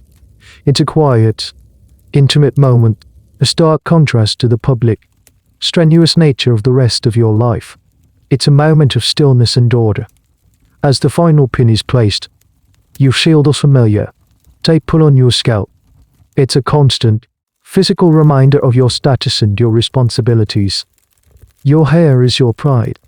It is long, thick, and healthy, another sign of your overall vitality. When you walk through the public spaces of Sparta, your head held high. It is your hair that speaks for you. It says, I am a Spartan matron. I am a mother. I am the mistress of an estate. I am a pillar of this community. I am disciplined, orderly, and in control. In a world that denied you almost every other form of decoration, your hair became your silent, powerful statement. It was the one place where beauty, status, and personal effort could intertwine in a way that was not just allowed, but celebrated. It was your crown of glory, woven from your own strength and discipline. You moved through your day, a pillar of Spartan strength and discipline, your hair a meticulously crafted crown. But there is an invisible, yet powerful, aspect to your presence, your scent, or rather, the lack thereof. In your world, the air is not filled with the sweet, heady clouds of perfume that would drift through the streets of Corinth or Athens. You live in a world devoid of artificial fragrance. The Lycagan laws that banned makeup and jewelry also strictly forbade the use of perfumes and scented oils. These were seen as the ultimate in foreign decadence, a tool of seduction and deception that had no place in your austere society. Perfume was for the soft, the weak, the morally suspect. A true Spartan, male or female, was expected to smell of, well, of nothing in particular, or rather, of the authentic scent of life. Your personal scent is a composite of your daily activities. It's the clean, slightly sharp smell of lye soap used for washing. It's the faint, nutty aroma of the olive oil you use on your skin and hair, not for fragrance, but for function, to protect from the sun and to keep your skin from drying out. It's the residual, earthy smell of the wool of your pet nose. And, of course, it's the smell of a healthy, active body, the clean, salty tang of honest sweat. To an outsider, this lack of fragrance might seem uncivilized or unhygienic. But for you, it is the smell of virtue. Artificial scents were believed to mask the true nature of a person. A sweet perfume could be hiding a sickly body or a corrupt character. The Spartans valued authenticity above all else, to present yourself in your natural state, unmasked by artificial aromas, was a sign of honesty and confidence. You had nothing to hide. This created a very different sensory world. Imagine walking through your village. You don't smell the competing florals and spices of a bustling Athenian market. Instead, your nose picks up the smell of wood smoke from hearths, the savory scent of black soup cooking, the metallic tang from the blacksmith's forge, the earthy smell of livestock, and the dust of the dry summer ground. It is a world of raw, functional smells. A particularly weird and wonderful tidbit related to this is the Spartan concept of a sweet smell being associated with heroism, the divine. There are tales of divine beings or heroic figures whose bodies, even in death, were said to exude a miraculous, sweet fragrance. This wasn't a perfume they applied, but a supernatural sign of their inherent virtue. By forbidding mortals from imitating this scent with artificial means, the Spartans maintained a clear line between the human and the divine. A pleasant smell was a sign of divinity, not a cosmetic choice. To wear perfume would be a kind of blasphemy, a vain attempt to claim a godlike status you had unearned. The historical debate on this subject is subtle but important. Did the Spartans truly reject all pleasant smells, or just the ones that were expensive and imported? They lived in a landscape rich with natural herbs like mint, sage, and thyme. Is it possible that women used these local, honest plants to scent their clothing chests or infuse their washing water in a way that was considered acceptable because it wasn't luxurious or foreign? The official texts are silent on such small, domestic practices, focusing only on the ban of high-end, commercial perfumes. It's a classic case of history recording the grand laws, but not the small, everyday ways people might have navigated them. For you, this olfactory austerity has a profound psychological effect. You become more attuned to the real smells of the world around you, and of the people in it. You can likely tell who has been working in the fields, who has been training, who is ill, just by their scent. It's a more primal, animalistic level of perception. one that has been dulled in societies that mask everything in a cloud of perfume. Your husband does not come to you at night smelling of exotic oils. He smells of the gymnasium, of the leather from his harness, of the cool night air, and you do not meet him with a seductive fragrance. You meet him as yourself, unadorned and authentic, in the Spartan view. This honesty was supposed to foster a more vigorous and healthy connection, one based on reality, not on artifice. So, while a poet in another city might write about his lover's perfumed skin, no such odes exist in Sparta. Your scent is your signature, an honest testament to your life of discipline and labor. It is the absence of perfume that makes you beautiful, virtuous, and, above all, undeniably Spartan. It is the purest expression of the demand that you be nothing more and nothing less than exactly what you are. Your adherence to the Spartan ideal is visible in your physique, your clothing, and even your scent, but it's also audible. It's in the way you speak. You are a Spartan woman, and you are famous not for sweet nothings, but for your sharp wit and your ability to cut to the heart of a matter with a few, well-chosen words. This style of speaking even has a name: laconic, after Laconia, the region where Sparta is located. While women in other Greek cities were expected to be silent and demure in public, you are encouraged to be articulate and assertive, especially within your own domain. You have been raised in a culture that values directness and despises frivolous chatter. Just as your diet and dress are stripped of unnecessary ornament, so is your language. You say what you mean, and you say it concisely. This laconic speech is a learned skill, a part of your education. You grew up hearing your elders, both male and female, communicate in this terse, pithy style. You learned that wasting words was a sign of a cluttered and undisciplined mind. The goal is to pack the maximum amount of meaning into the minimum number of syllables. It's a form of verbal wrestling, and you are expected to be good at it. The ancient writers are full of anecdotes about the sharp tongues of Spartan women. These laconic phrases became legendary throughout Greece. Perhaps the most famous is the one attributed to Gorgo, the wife of King Leonidas, when a woman from another land asked her, "Why are you Spartan women the only ones who can rule men?" Gorgo is said to have replied, "Because we are also the only ones who give birth to men." This single sentence is a masterclass in Spartan communication. It's arrogant, patriotic, and devastatingly witty. It simultaneously praises Spartan men, elevates Spartan women, and subtly insults the questioner and her entire culture. It's a verbal javelin, and it hits its mark precisely. This verbal acuity was not just for show. It was a necessary tool for your role as a manager of the estate. You had to give clear, unambiguous orders to the helots. You had to negotiate with other landowners.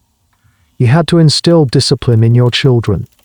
A woman who spoke in a rambling, uncertain way would not command respect. Your verbal precision was a sign of your authority. This intersects with your beauty in a fascinating way. While physical appearance was paramount, this intellectual sharpness was seen as the complementary, internal aspect of a well-ordered Spartan woman. A strong body was not enough, you also needed a strong, disciplined mind, and that was demonstrated through your speech. A woman who was both physically powerful and verbally sharp was the complete package, the ultimate Spartan ideal. A little-known aspect of this is how it might have been perceived by the men. While they were also trained to be laconic, the constant presence of these formidable, sharp-witted women must have been a unique feature of their domestic lives. A Spartan man couldn't simply command his wife's obedience with a wave of his hand.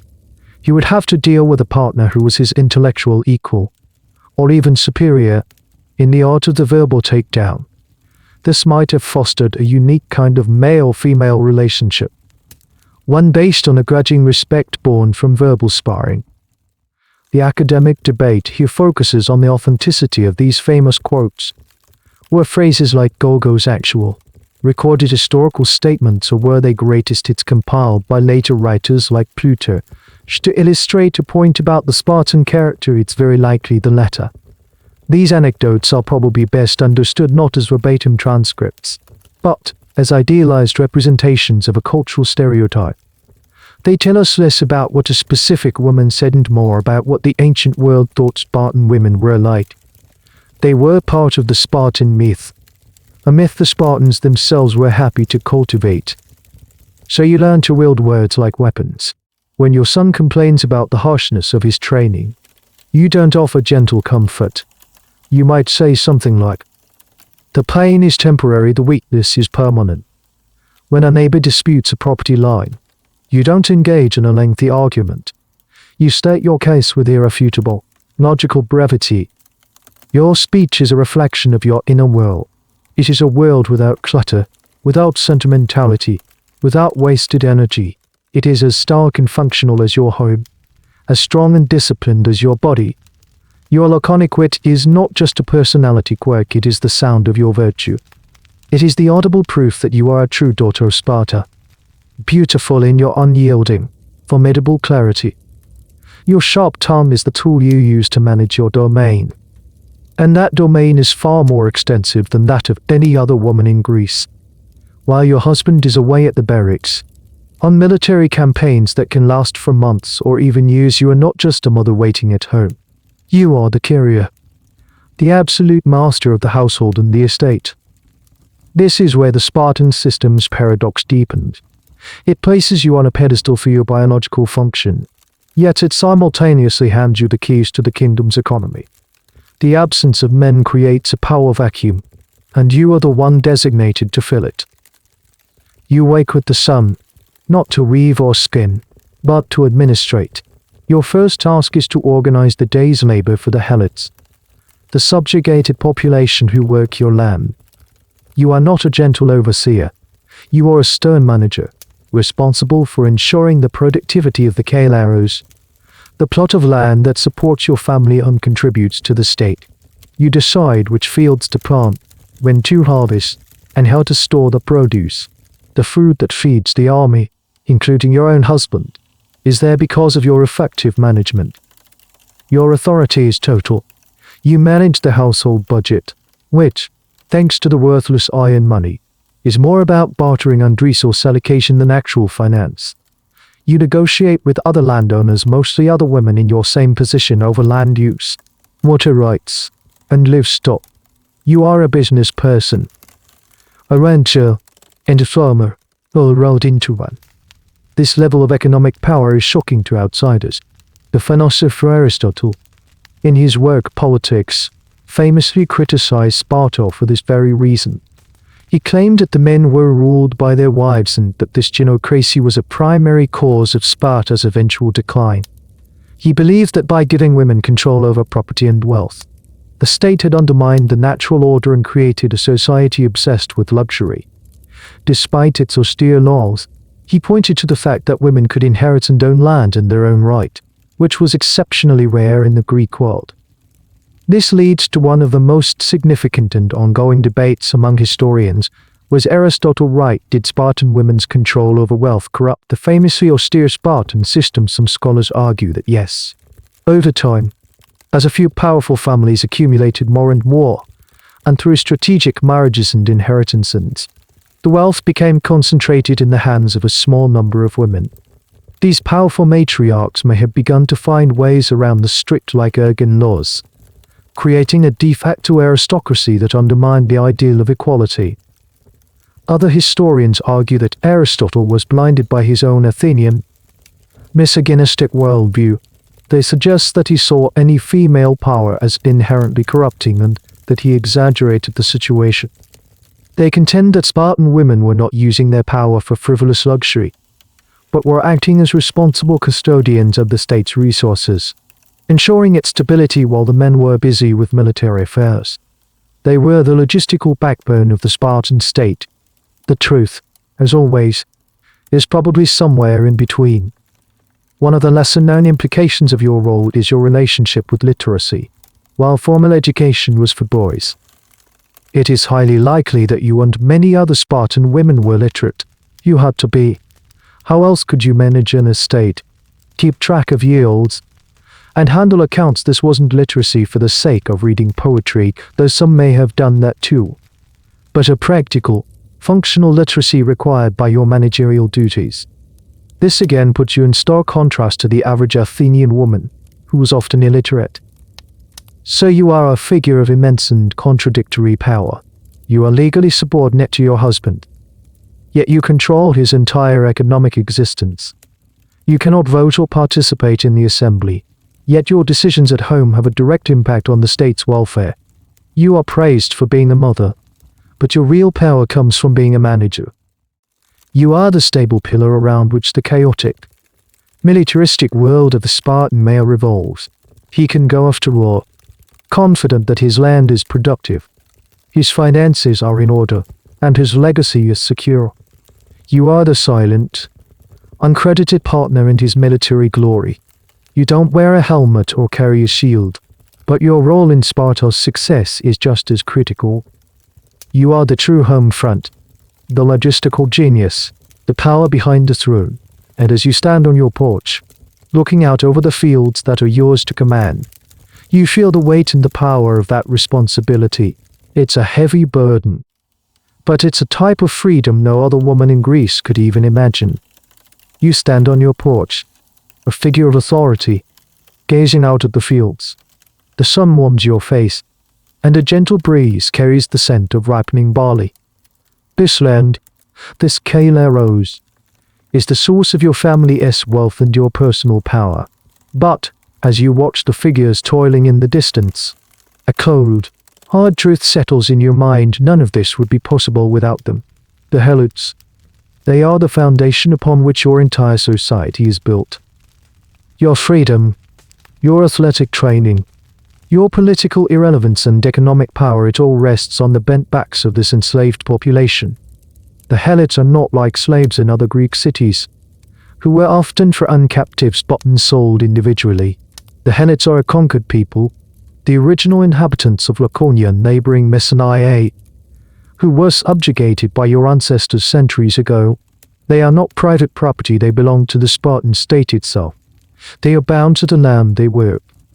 The same Kalaros that has been assigned to your family. You cannot sell them. They are a permanent, hereditary underclass. Your relationship with them is complex and fraught with a deep, institutionalized fear. There are far more of them than there are of you. Some estimates suggest the ratio could have been as high as 7 or 10 helots to every one Spartan citizen. This massive demographic imbalance creates a state of perpetual, low-grade paranoia.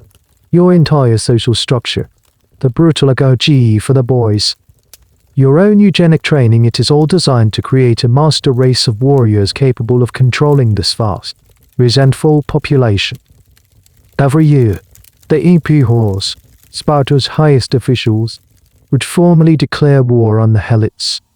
This wasn't a joke, it was a chilling legal and religious ritual. It meant that any Spartan could kill a helot at any time without incurring blood guilt, the religious pollution that normally came from shedding blood. It was a state-sanctioned reign of terror, designed to keep the helots cowed and to remind your own young men that their primary purpose was to be instruments of state violence. You have heard stories of the Cryptii, the so-called secret service. The most promising young men from the agoge were sometimes sent out into the countryside with nothing but a dagger. Their mission was to survive by stealing and, under the cover of darkness, to assassinate any helot who seemed too strong, too intelligent, or too much of a potential leader. It was both a final exam in survival skills and a targeted program of political assassination to decapitate any potential helot rebellion before it could start. As the mistress of the estate, your daily interactions with the helots are a masterclass in psychological control. You are firm, demanding, and distant. You must project an aura of unshakable authority.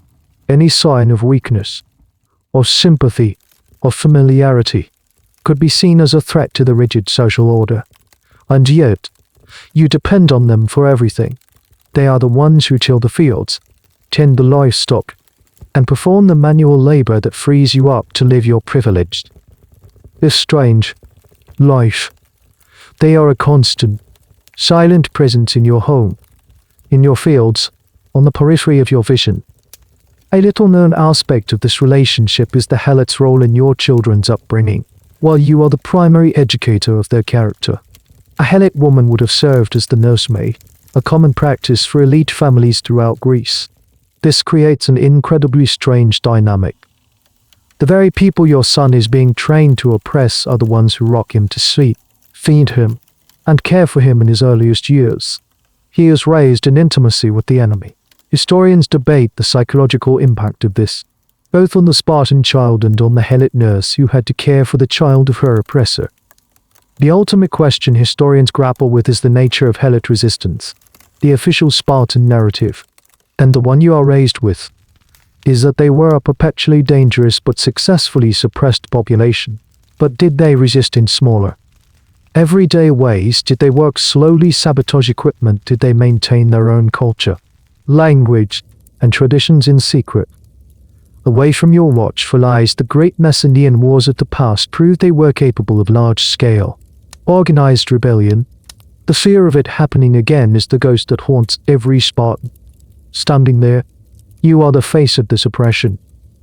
Your beauty, your strength, your confidence, your authoritative presence is part of the psychological apparatus that keeps the Helots in their place. Your powerful physique is not just for bearing children, it's a visual reminder that the ruling class is physically formidable. You are a warden in an open-air prison, and your entire way of life, your very identity as a Spartan woman, is paid for by the servitude of the people working in your fields. The beauty is brutal, and the brutality is foundational. You watch the other women as they go about their days.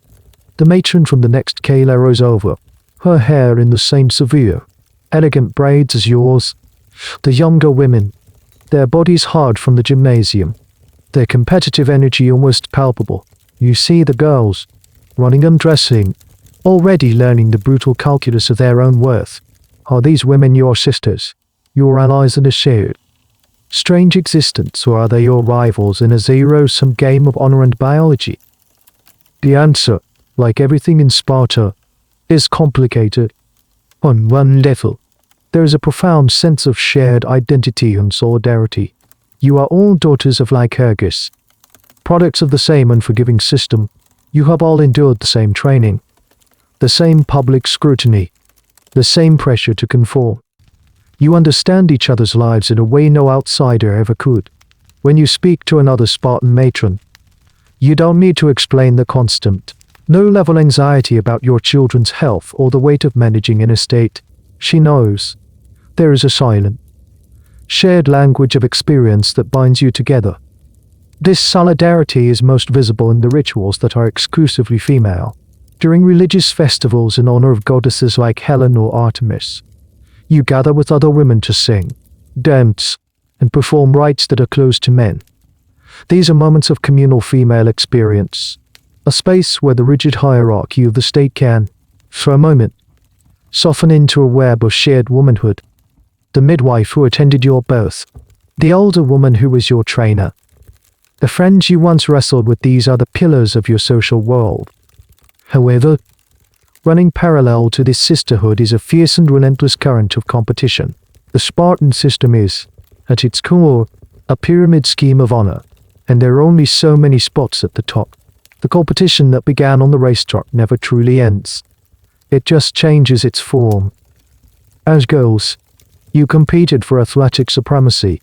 As young women, you competed for the most desirable husbands, not the most handsome or charming, but the most promising warriors from the most respected families. Now, as mothers, the competition is at its most intense. It is a contest of fertility and eugenics. The ultimate honor a Spartan woman can achieve is to be the mother of a great warrior, a hero of the state.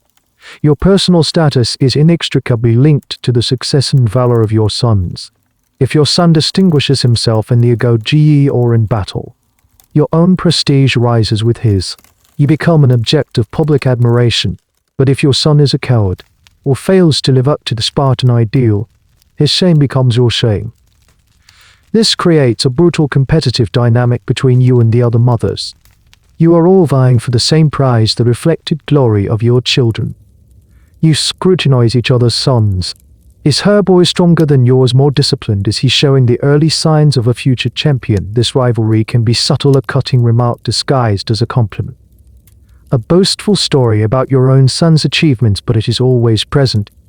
A little known and rather dark aspect of this was the concept of wife sharing, or what a few ancient sources describe. It wasn't common, but it was apparently acceptable for a man to lend his wife to another, more distinguished man for the purpose of procreation. For example, if an older man had a young, healthy wife but was past his prime, he might encourage her to have a child with a younger, more vigorous warrior. The goal was purely eugenic, to ensure the best possible genetic material for the next generation. It's debated how often this actually happened, with some historians seeing it as illogical, if called extension of Spartan eugenics, while others view it as an exaggerated smear by outsiders. But imagine the psychological complexity. You could be asked to bear a child for another man, not out of passion, but as a patriotic duty, to improve the state's human stock. This system pits you against each other. Are you truly happy for your friend when her son is selected for the TIAIA, the secret police, or do you feel a pang of envy that your own son was not chosen when a neighboring family's son dies heroically in battle? You offer the traditional, stoic condolences. But is there a small, dark part of you that recognizes that their heroic sacrifice elevates their family's honor above your own? You are trapped in a paradox. You need the support and solidarity of other women to survive in this harsh world. You rely on them for help, for advice, for the simple comfort of a shared glance of understanding. Yet, the very system that binds you together also forces you into a lifelong, ruthless competition. Your greatest allies are also your greatest rivals. So you navigate this complex social landscape with care. You maintain your friendships. You participate in the communal rituals. You offer support. But you are always aware of the undercurrents, the constant, silent ranking. Your relationship with the women around you is a delicate dance of sisterhood and survival, of shared struggle in secret, intense competition. One day, a rare sight disrupts the familiar rhythm of your life. A small delegation arrives in Sparta. They are not warriors or helots, they are foreigners, merchants or perhaps diplomats from Athens. Among them is a woman, the wife of one of the Athenian officials. Her presence is a spectacle, a walking, breathing embodiment of everything your culture rejects. The encounter is a profound culture shock, a moment where your world collides with its opposite. You see her, and she is like a creature from another planet. The first thing you notice is her clothing. She is swathed in layers of fine, brightly colored linen, a vibrant splash of purple and saffron against the drab wool of your own people. The fabric flows and drapes, hiding the shape of her body completely. To you, it looks impractical, ostentatious, and dishonest. It's a costume, not clothing. She, in turn, looks at your simple, thigh-bearing peplos with an expression of pure, unadulterated horror. In her eyes, you are scandalously, almost terrifyingly, undressed. Then you see her face. It is coated in a pale, white powder. Her cheeks are artificially flushed with red, and her eyes are darkly lined with kohl. The effect is mask-like, alien. You have never seen a woman wear a face that is not her own. You wonder what she is hiding. Is her skin scarred? Is her complexion sallow from a life spent indoors? Her beauty is an artificial construction, a painted lie. She looks at your unpainted, sun-browned face and likely sees something coarse, unfeminine, and primitive. Her scent reaches you even from a distance. A heavy, sweet cloud of perfume. It's cloying, overwhelming to your senses, which are accustomed to the raw, natural smells of your environment. The fragrance seems to announce her presence with a desperate shout, a stark contrast to the quiet confidence you are taught to project. And then there's her demeanor. She walks with small, mincing steps, her gaze cast downwards. When spoken to, she is quiet. Her voice is soft murmur. She seems to shrink, to make herself as small and inconspicuous as possible. To you, this reads as weakness. a complete lack of character. To her, your direct gaze, your confident posture, and your laconic speech are likely terrifyingly aggressive. You are the barbarian she has been warned about.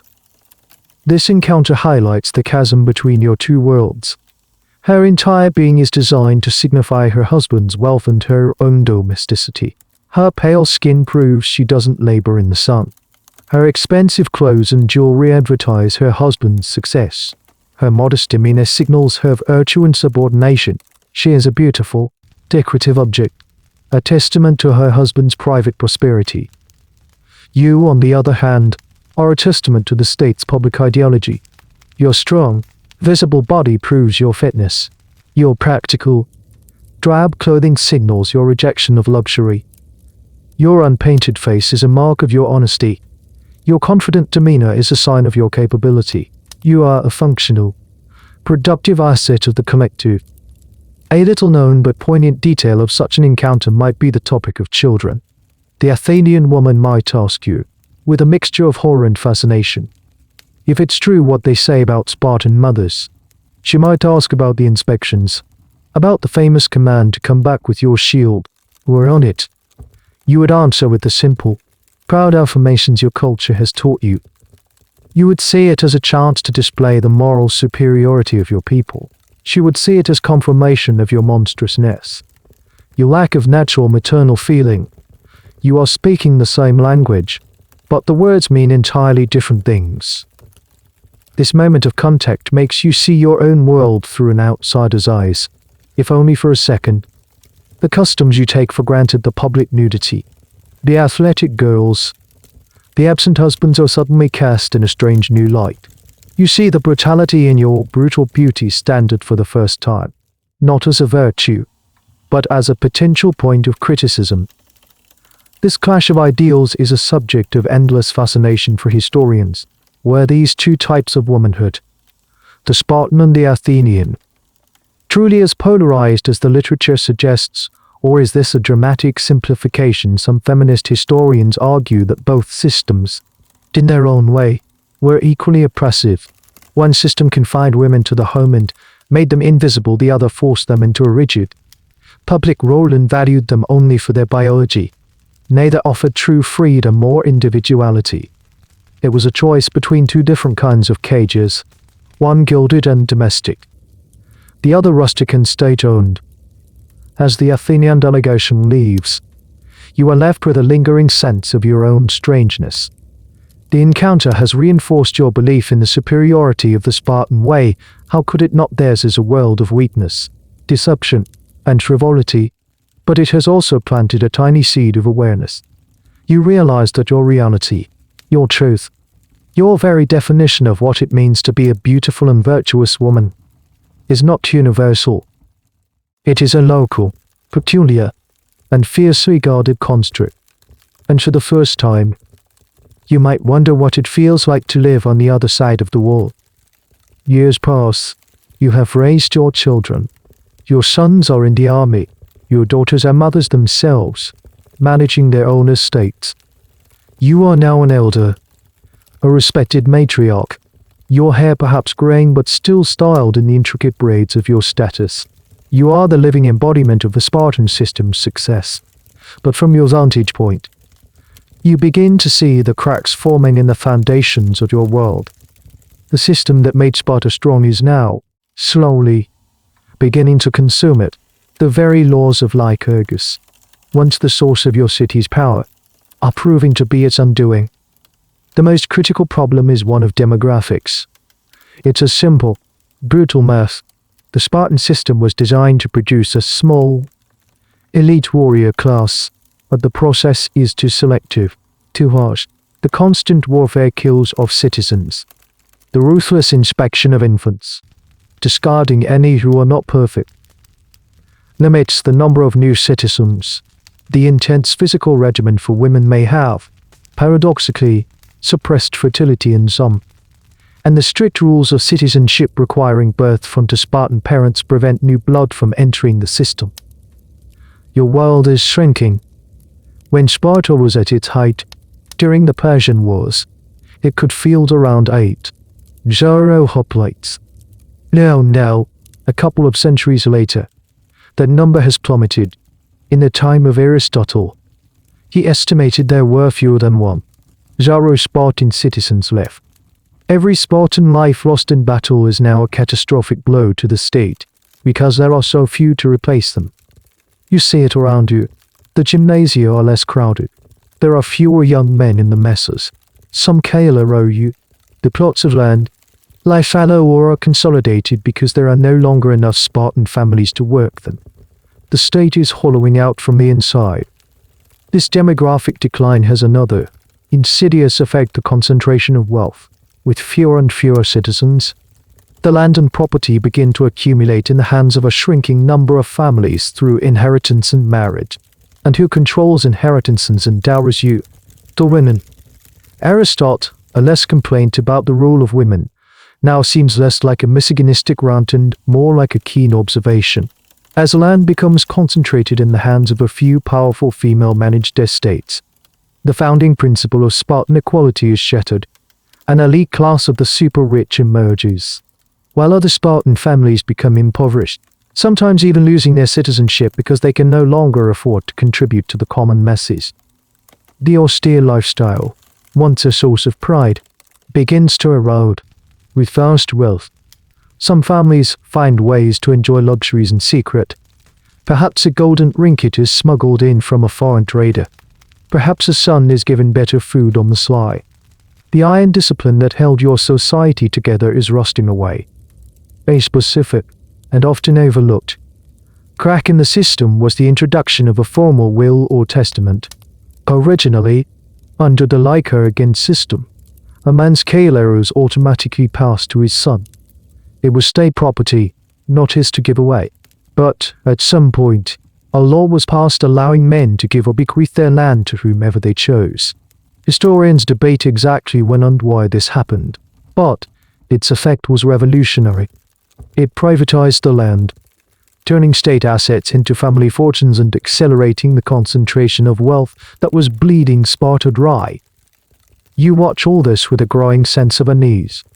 Your entire life has been dedicated to upholding a system that you believed was perfect and eternal. You followed every rule. You disciplined your body, bore healthy children, and instilled in them the Spartan virtues. You did everything right. And yet, the world you worked so hard to preserve is crumbling. The final blow comes in 371 BC, at the Battle of Leuctra.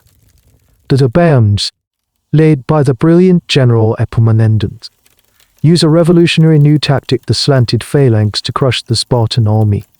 The king is killed, along with hundreds of his elite hoplites. It's a military and psychological catastrophe from which Sparta will never recover. The myth of Spartan invincibility is shattered forever. In the aftermath, you see the consequences firsthand. The Thebaeans invade your homeland, the sacred soil of Laconia, for the first time in centuries. They free Macedonia, depriving Sparta of half its territory and the vast majority of its helot workforce. The economic engine of your state putters and dies. Your world has been turned upside down. The system, for all its brutal focus on strength and military prowess, proved too rigid, too inflexible to adapt. It was a perfect machine for a specific environment, but when the environment changed, the machine broke down. The beautiful, brutal standard you live by, the eugenic dream of creating a perfect society, has led to this defeat, decline, and despair. Your life's work, it seemed, was in service of a glorious, beautiful, and ultimately fatal idea. The dust of Leuctra settles. But the world it reveals is a pale imitation of the one you knew. Sparta is broken. It is no longer a superpower, no longer the terror of the Greek world. It is now a minor player, a regional curiosity, clinging to its traditions with a fierce but hollow pride. Generations pass. You are long gone, a name perhaps once carved on a tombstone, now faded. Your ghost haunts the quiet Eurotas valley, and you watch as a new power rises in the world Rome. The Romans conquer Greece in the 2nd century BC. and their arrival transforms Sparta into something new and strange. It ceases to be a living, breathing society and becomes a historical theme park. The Romans were obsessed with the Spartan myth.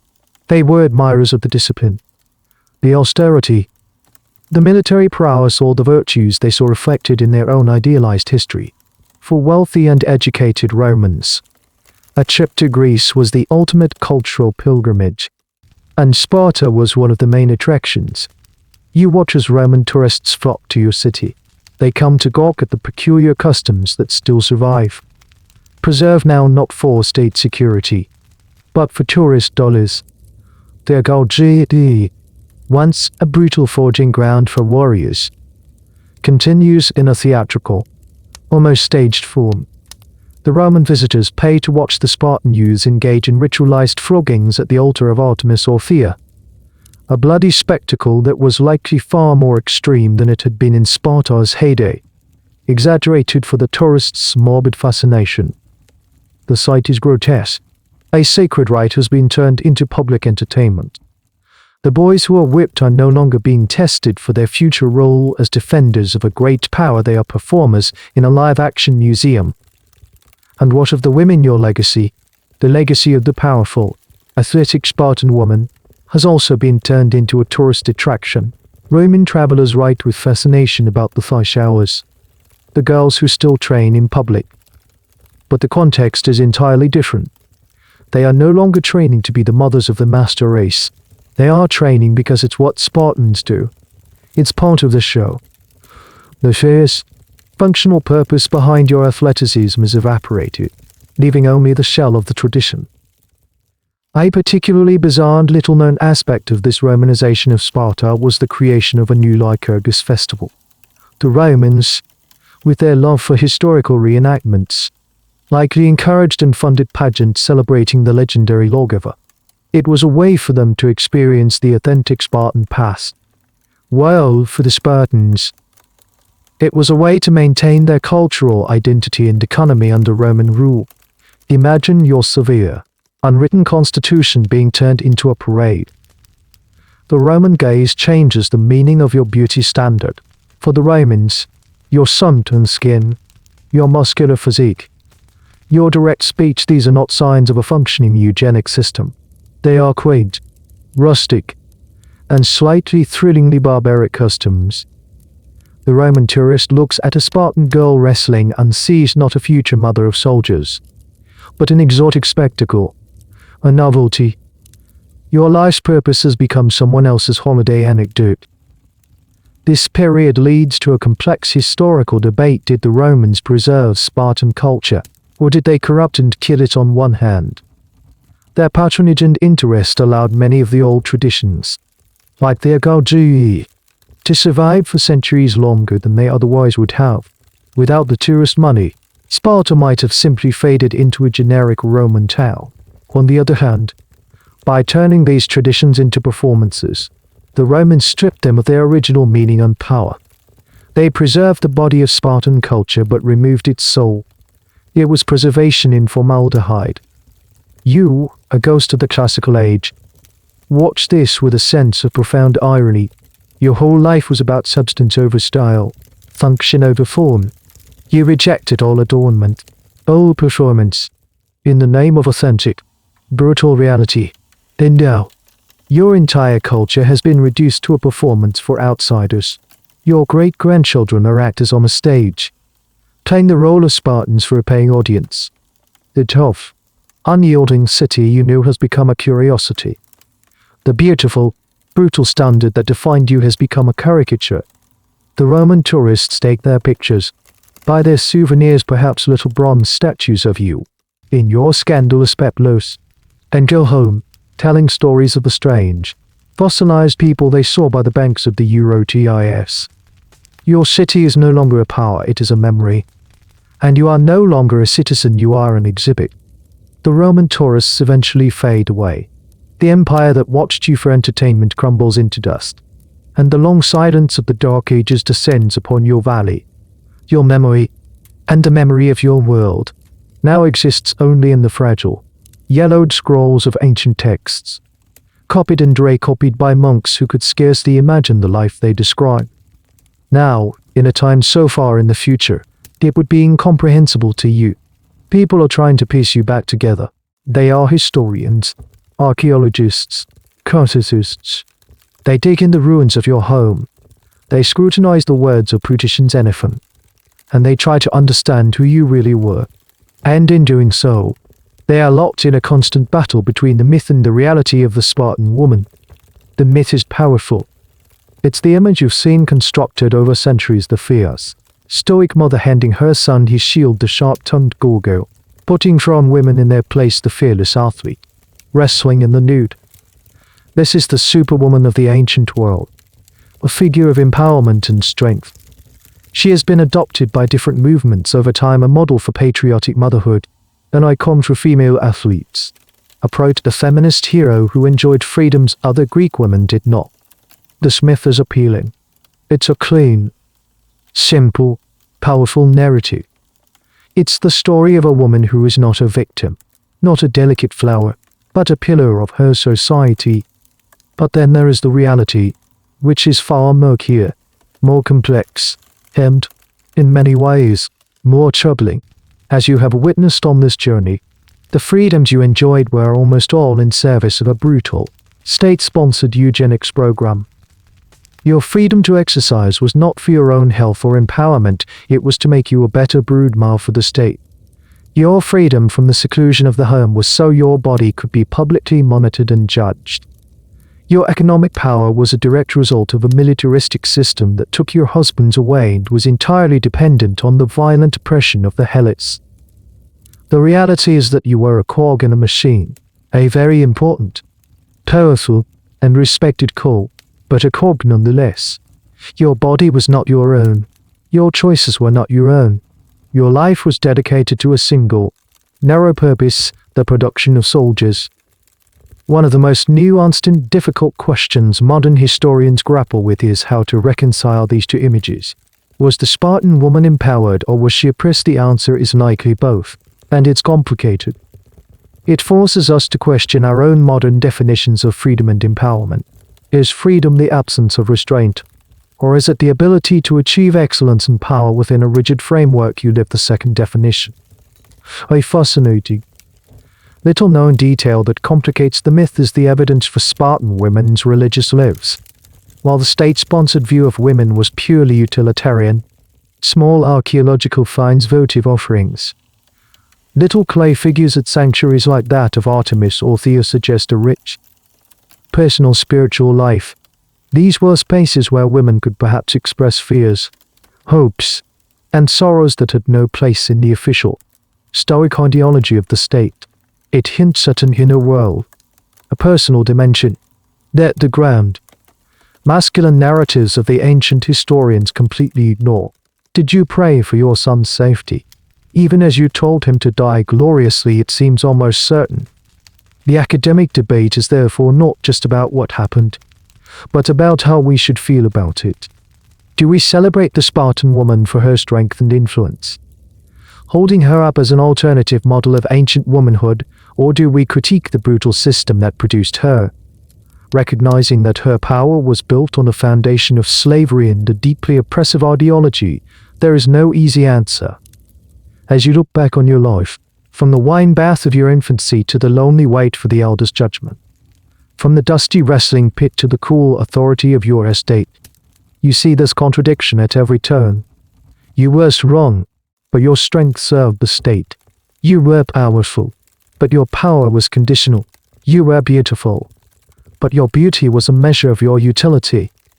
The myth is a clean, heroic statue of marble. The reality is a living, breathing person of flesh and blood, full of contradictions, compromises, and a quiet, fierce will to survive. The challenge for anyone looking back is to see past the gleaming marble of the legend and try to understand the complex, and often painful, reality of the woman who lived and died beneath it. And so, here we are, at the end of our long journey, back in the quiet of the present moment. You've walked in the footsteps of a Spartan woman, felt the sun on your skin in the gymnasium, tasted the bitterness of the black soup, and shouldered the immense weight of a nation's expectations. Her world is brutal. Functional beauty seems so distant, so alien, or is it? As you lie here, on the edge of sleep, consider the echoes of Sparta that still resonate in our own modern standards of beauty. The mirror you look into may be glass instead of polished bronze, but the act of judgment can be just as harsh. Think of the modern fetishization of fitness. Today, we call it wellness or clean living. We see images everywhere of lean, toned bodies, held up as the ideal. The message is that a disciplined body is the sign of a disciplined, successful person. We track our steps, count our calories, and post our workout progress online. Is this new obsession with the fit body so different from the Spartan demand for a functional body? Both value discipline, strength, and a physique that projects health and vitality. Both can create immense pressure to conform to a single, athletic ideal, shaming those who don't or can't measure up. Think of the natural look, the modern trend of no makeup. The idea of looking effortlessly beautiful is its own kind of tyranny. It's a standard that, like the Spartan rejection of adornment, demands an inherent, almost genetic, perfection. It suggests that true beauty comes from having flawless skin, perfect features, and a healthy glow that needs no artifice. It's a rejection of one set of tools, only to replace it with the pressure to be naturally perfect, an impossible task for most. How different is this from the Spartan belief that a woman's beauty should be in her unpainted, honest face? Then there's the public nature of our lives. You were paraded before the EP halls for inspection. Today, we parade ourselves on social media. We post our beach bodies, our gym selfies, our healthy meals. We subject ourselves to the judgment of thousands, seeking validation in the form of likes and comments. Our bodies, once private, have become public projects, open to appraisal and critique. Just as yours was. The gaze of the Spartan elders has been replaced by the gaze of the entire world. A subtle but pervasive echo is the modern concept of biohacking or optimizing the body for performance. People today talk about optimizing their diet for peak mental clarity, or their sleep for maximum physical recovery. This utilitarian view of the body as a machine to be tweaked and perfected for a specific output is deeply Spartan. It's the same logic that led to your diet of black soup and your training in the gymnasium. The goal might be professional success instead of producing soldiers. But the underlying philosophy of the body as an instrument is hauntingly familiar. Of course, the context is vastly different. Today, for many, these are choices. You have the freedom to reject these standards, even if it's difficult. Your Spartan counterpart did not. Her compliance was not a choice, it was a condition of her existence. The consequences for her failure were not just social disapproval, but disgrace, divorce, and ostracism. The academic debate that continues to rage is whether these parallels are meaningful, or just superficial coincidences. Are we truly seeing the echoes of an ancient ideology? Or are we simply projecting our own modern anxieties onto the past? Many historians would argue that drawing a direct line from Sparta to a modern fitness influencer is an oversimplification. Yet, the similarities in the underlying pressure is the pressure to be strong, to be natural, to be disciplined, to have a body that is publicly validated are hard to ignore. Your journey as a Spartan woman is over. You survived the inspections, the training, the brutal rites of passage. You bore the children, managed the estate, and upheld the values of your formidable, and ultimately doomed, society. You were beautiful, by the only standard that mattered. As you leave her ghost behind in the silent ruins of her world, the question lingers in the quiet of your room: how much of her world is truly gone, and how much of it is still reflected, however faintly, in the mirror? And with that question, the story fades. The dust of the Spartan gymnasium settles. The sharp scent of the Eurotas Valley dissolves into the familiar air of your own room. The echoes of Laconic's beach grow faint, replaced by the soft hum of the fan, or the quiet rhythm of your own breathing. Let the weight of that bronze shield, the one you never carried but whose burden you felt, Slip from your shoulders.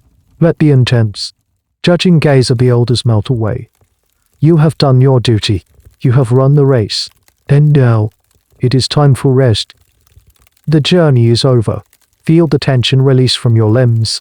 A gentle unwinding. Your mind, which has traveled so far across time, can now come home to this soft, quiet space. The thoughts of the day, the worries of tomorrow, they are like distant clouds, drifting slowly by, requiring none of your attention. There is nothing left to do, nothing left to prove. You are here, now, safe and sound. Let the gentle current of sleep pull you away from the shore of wakefulness. Let it carry you into the deep, quiet waters of your own dreams, where you are the sole creator of the world you inhabit. Down you drift, deeper and deeper, into a peaceful, untroubled slumber. The end of the article. Good night.